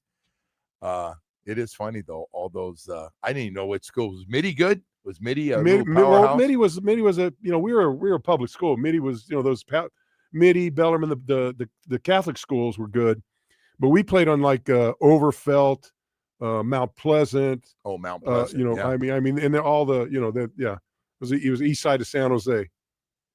A place you want to get in and get out. Real quickly. Sometimes it was hard to get out. Well, I'll tell you what, man. The Milpitas thing is it's been a big hit around here since Woody started. Look at this,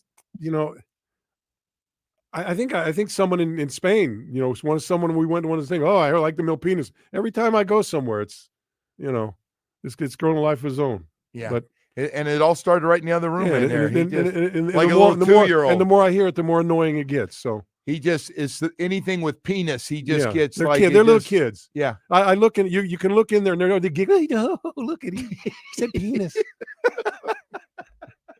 He is a child, man. He is a child. Yes. There's no question about it. Anyway, you saying we got to go to break here, Woody? We got to get a break, get caught up here on everything. Got 9:00 hour. I believe we have to check in this 9:00 hour on Chef Andre. Ooh, he's throwing out the stone crabs pretty good now. It's rolling? It's rolling now. Oh, stone good. crab season's right there. We'll have that. And by the way, if you don't have plans this weekend and you're looking for some reservations and a brand new restaurant, we're going to be telling you all about that one in Las Olas. Hey, right now I want to talk to you about Beverly's Jewelers. My man, Jeff, it's so funny. We're sitting here, Bo and I, going, man, we got to get to Beverly's Jewelers. You always got to go to Beverly's Jewelers, especially during a holiday. Not sure. I always go, what am I going to do? I'm going to try to do something different. And the next thing you know, I go to Beverly's Jewelers. It's just out of habit. Been going to Beverly's Jewelers for 30-something years. Man, right now, this is one of the best deals they've ever had. They got this stunning 3-carat certified lab-grown diamond, VVS clarity, e-color, set in a custom-made 14-karat gold engagement ring for just $3,999. And it looks like it cost you every bit of money you've ever made. I mean, it is spectacular. 3-carat diamond ring, only $3,999. Choose your favorite shapes and larger sizes are available at similar savings, but hurry. This offer is for a limited time only. While you're there, shop Beverly's huge selection of diamond studs, tennis bracelets, fine jewelry, really to make you look like a rock star for the holiday season. 70% off select pieces. Hey, what are you waiting for? Need extra holiday cash? Beverly's pays top dollar for your old gold, silver, and jewelry with immediate payment. Plus, enjoy interest-free financing, free gift wrapping, and expert personal service to make finding the perfect gift easier. If you're like me, I go in there, I got no idea what I'm looking for, and then all of a sudden, a great staff of theirs will come over, make sure I get something that she's going to like, and it always works. It's a home run when you go to Beverly's Jewelers. They got something for no matter what your price range is. Visit Beverly's Jewelers in Fort Lauderdale. It's off Commercial Boulevard or online at bevjewelers.com. Beverly's Jewelers, where South Florida gets engaged. Today.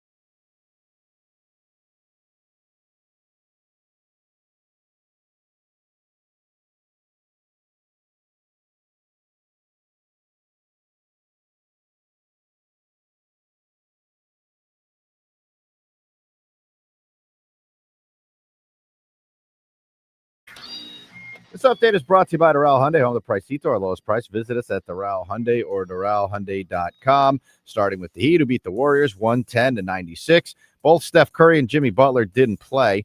Butler makes $677,000 per game, and Curry makes $763,000 per game. Both will be paid for sitting out. Next up, the Heat will head to Chicago to take on the Bulls tomorrow night. Over to the Panthers, who host the Devils tonight. The puck drops at 7 from Amarant Bank Arena. The game can be heard on 104.3 FM. To the Canes, who welcome in Elon tonight. Tip-off is at 7 from the Watsco Center. The game can be heard on 560 AM. And in the NFL, Week 12 begins tonight with the Bills and Texans. Kickoff is at 8:15. Joe and Bo, back to you. All right, Woody, thank you so much. And Kim Bokamper is with us this morning, as we've been talking about just about everything possible. I do want to ask you, I was going to get to this before, speaking of the Miami Dolphins, 4-7. 2 straight wins, 30-13 and 16-13. You look at the schedule. Yeah. What do you see in the last 6? First of all, we got to start with the first 2. It's the Saints and the Jets. Yeah. Who are struggling. Yeah. And look, I think, I think you obviously have to win those games, but I keep kind of going back to this. Oh, we should beat those guys. But I go back to where a few months. We've lost a couple. I go back to when or in the early in the season when you're going, well, what makes you think that they're not saying we should beat those guys? Well, the Cleveland game was a wake up call because they kicked our ass, right? And they are struggling, right? And so we're struggling, they're struggling. It's a matter of who's struggling the most, right? At this point, right. Although I do believe incrementally we've been getting better and better every week on both sides of the football. We've had a lot of people come on. Brian Baldinger said, "Hey, man," a lot, and some of our fan base goes, "I don't see it. And he does come up with some creative stuff. He does. I'll give him that. He's done some things recently that getting the most. A running game all of a sudden is just taking off. And everyone thinks about Mike as a throw it down the field guy. He came as a running. His strength is what he's doing right now.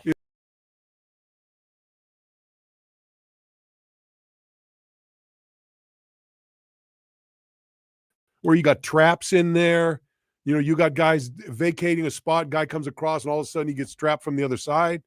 And you're seeing some of that and some of those lanes that are opening up with the fullback and, fullback kind of going one direction, then coming back and kicking somebody out.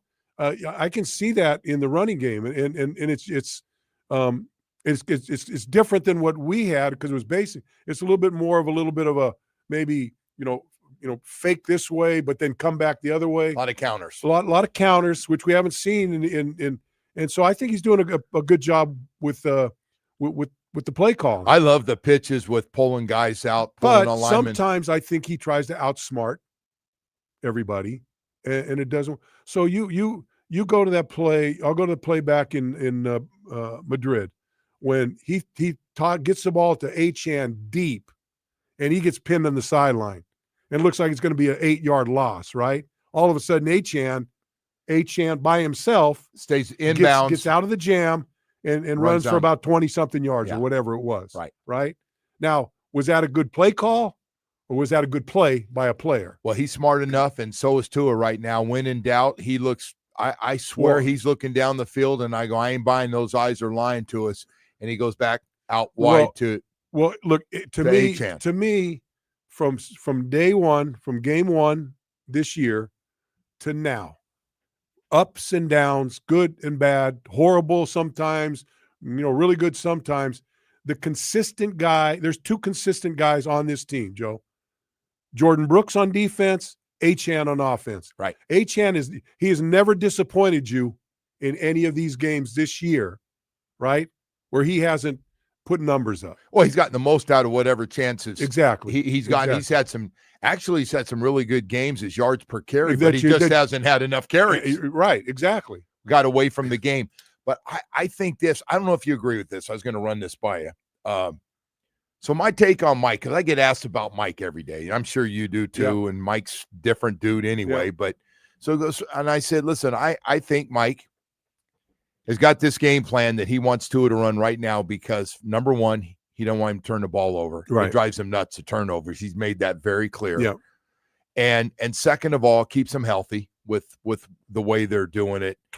And I just think he says, hey, man, Achan's our best shot. We're going to get Waddle the ball in different ways, set some people up, but we're going to stay away from some of those areas where Tua kills us with some of these interceptions early on. Well, let's okay.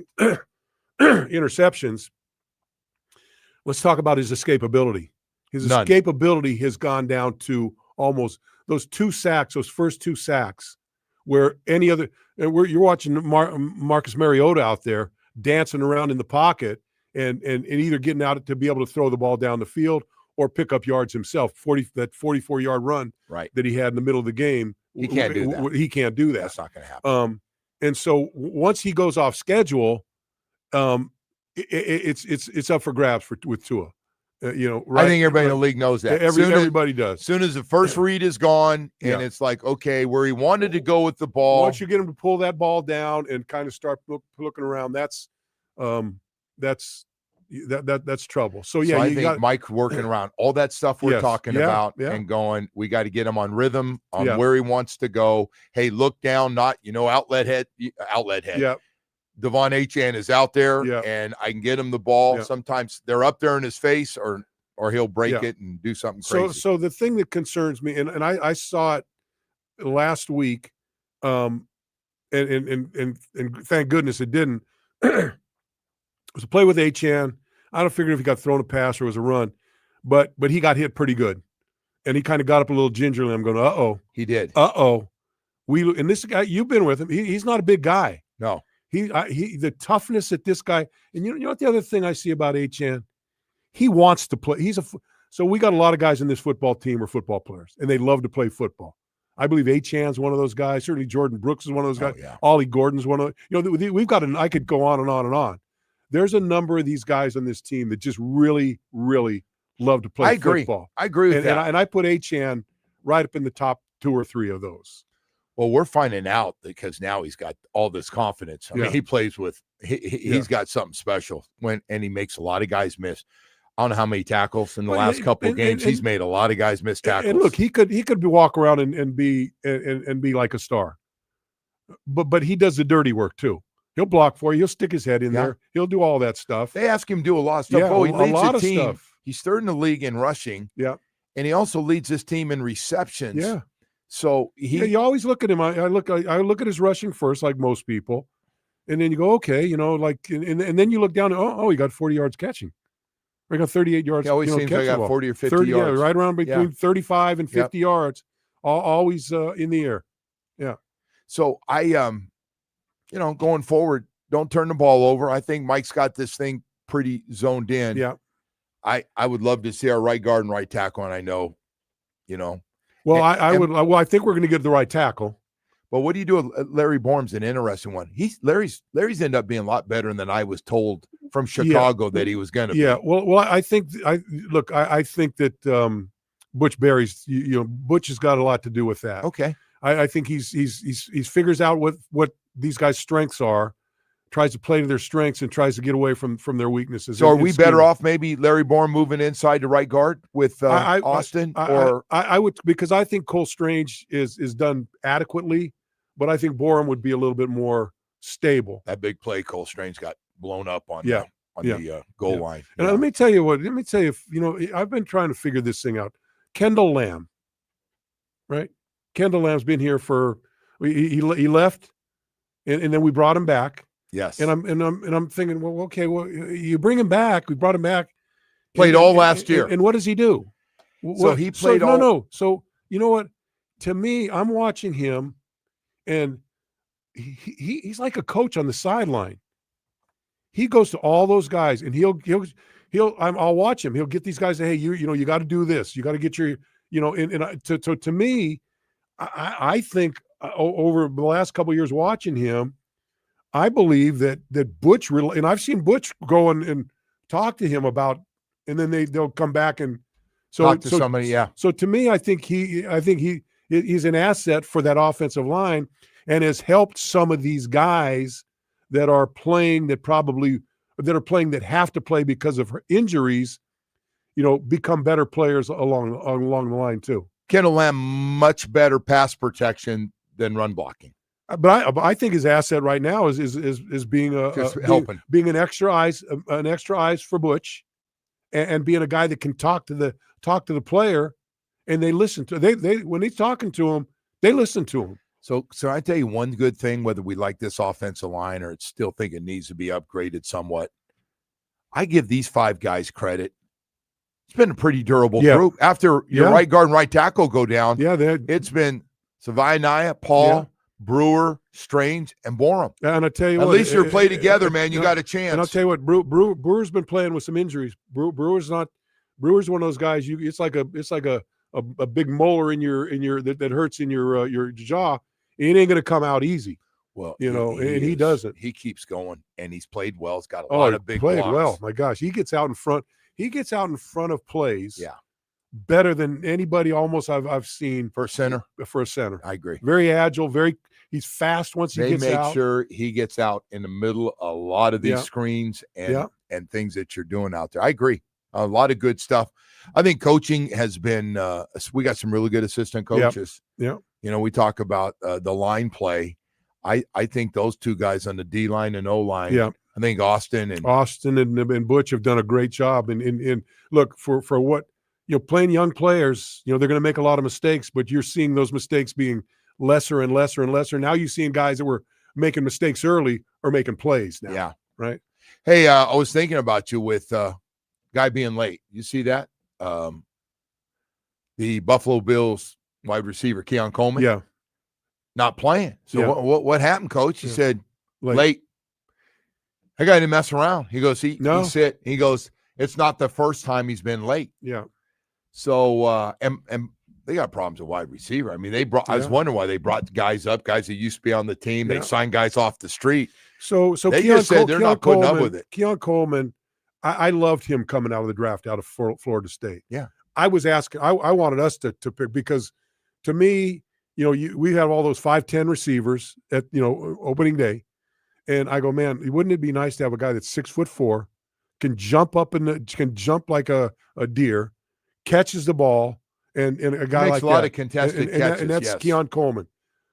Then I talked to somebody from Florida State. They go, he's not a bad guy. He's not going out and doing any, but he's one of those guys. Doesn't show up. I'll be late. This and that. And I don't get it. Yeah, I don't get it either. I know it's your biggest pet peeve, you play from the time you're 9 years old, all the way, and if you're lucky to get in the NFL, don't you think you would be, well, I believe me, can I tell you something? I was never late for anything. I think it's an old school thing more than today. It is. Yeah. Sometimes guys are late here and they go, it happens. Yeah. So what? Hey, I got caught in traffic. Because if you got caught in traffic, we used to hear, maybe your ass needs to leave earlier so you don't have to worry about that 20-minute traffic jam. Yeah, there's no excuses. That we come from a no excuse. I played. When I was playing San Jose State my junior year, our best defensive player, maybe the best player on our team, and we had Louis Wright on that team, was the defensive lineman. He missed the airplane by 10 minutes to go to Utah, and so I took his place. In that game, and Bobby Beathard was there to see that to scout the guy. And Bobby comes to me after practice. I like you better than him. I wouldn't be sitting here with you right now if that guy didn't miss the plane. Wow. I literally.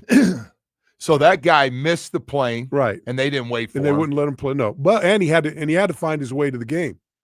He had to find his way to the game, right? Call mom and dad for some money. However you're going to do it. But thank God, I'd be sitting in Hollywood seat right now, making $2 an hour. You know what? Suck, we're taking better care of him than that. That's just not right there. That's just not right. We're gonna run up a tab at that restaurant. Hey, we got to check in though. When we come back, we're going to check in on one of the most famous chefs here in South Florida. Tell him I'm coming. Can we pump him up a little bit? One of the best chefs. That's not too far. Well, yeah, he is. But yeah, and he'll puff up his chest, but he ain't going to puff up his chest about being a chef. you know what he's going to puff his chest up. Yeah, about the team's right got now. the best record in you're the darn right. National Yeah, Football yeah, League. yeah. He's salivating right now. You got to admit, I can see the drool coming Hey, down his nobody's cheek. Right? nobody's ever going to admit it. I didn't see that coming. The Patriots sitting here, Yeah, about ready to get 10 I knew wins. they were going to be better because I thought they had a good draft and I thought they had a good free agency off season. You didn't know it was going to come together like this. No. All of a sudden, they're going Drake May. Yeah.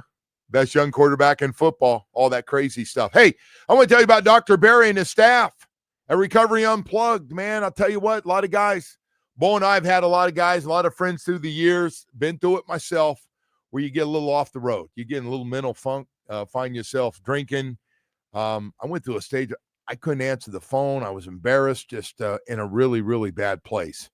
And I got to tell you, Dr. Barry and his staff can help you. If you're going through this right now, here's one for the mental health team to help you. Recovery Unplugged Behavioral Health has a beautiful mental health residential program in Fort Lauderdale.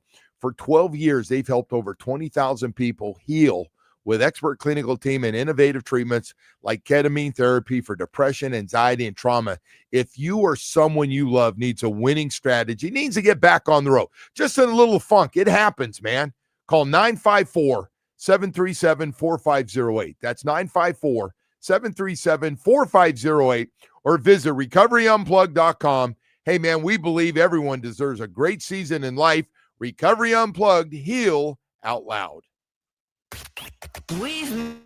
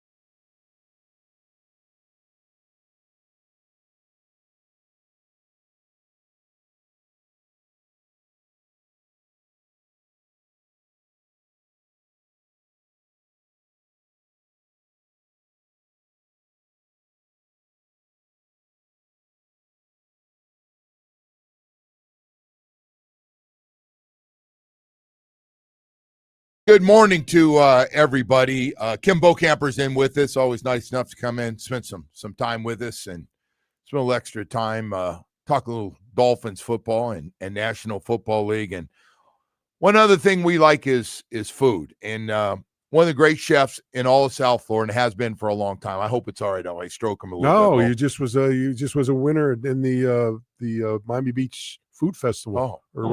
Hell, I didn't know that. Chef Andre from Catch and Cut joins us. I'm not sure I said that the right name, Andre, but you can an correct award. me, right? Chef, how you doing? What's up, gentlemen? How are you guys doing today?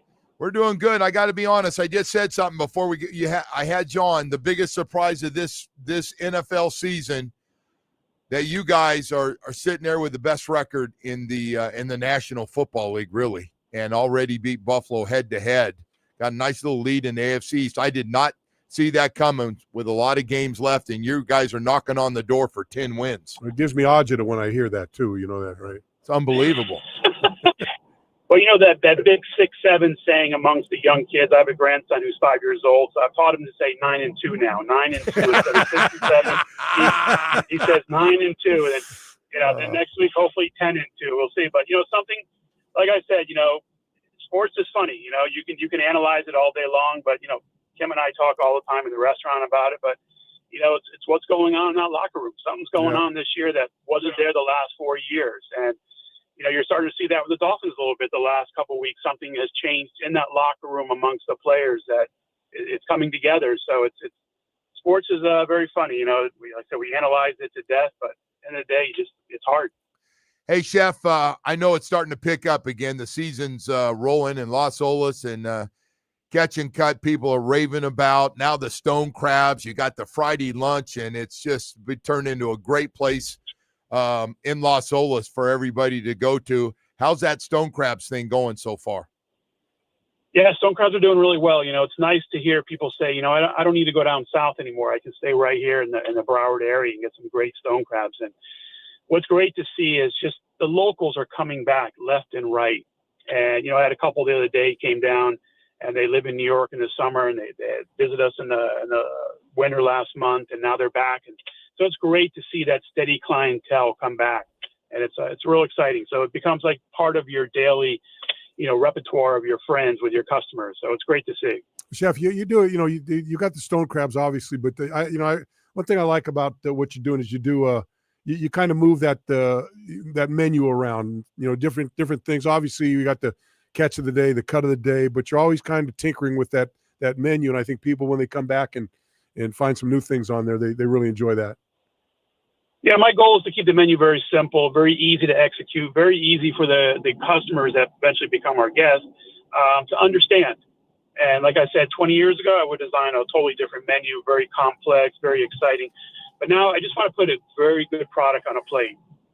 Something that the Dolphins is trying to do on the field, but that's a different story. But we're trying to put something on we're trying to put something on a plate that's going to entice you to come back again. And I think we've done a really good job with the staff. Has done a really good job. Our management is doing fantastic.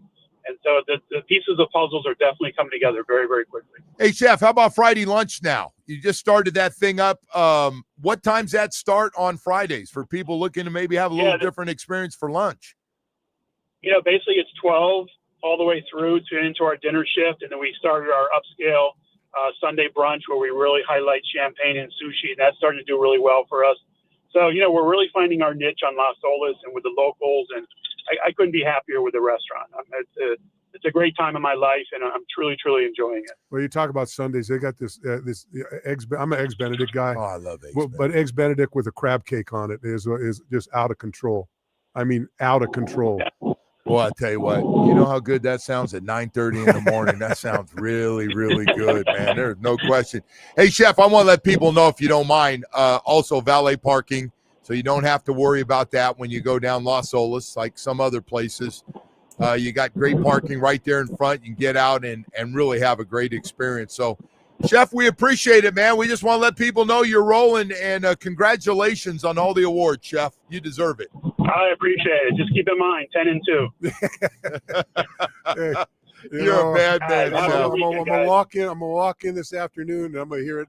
again and again. Yeah. And again. Yeah, he is something else. Hey, we got more stuff coming up here. Pete Prisco, senior NFL analyst for CBS Sports, is going to join us next. Hey, we want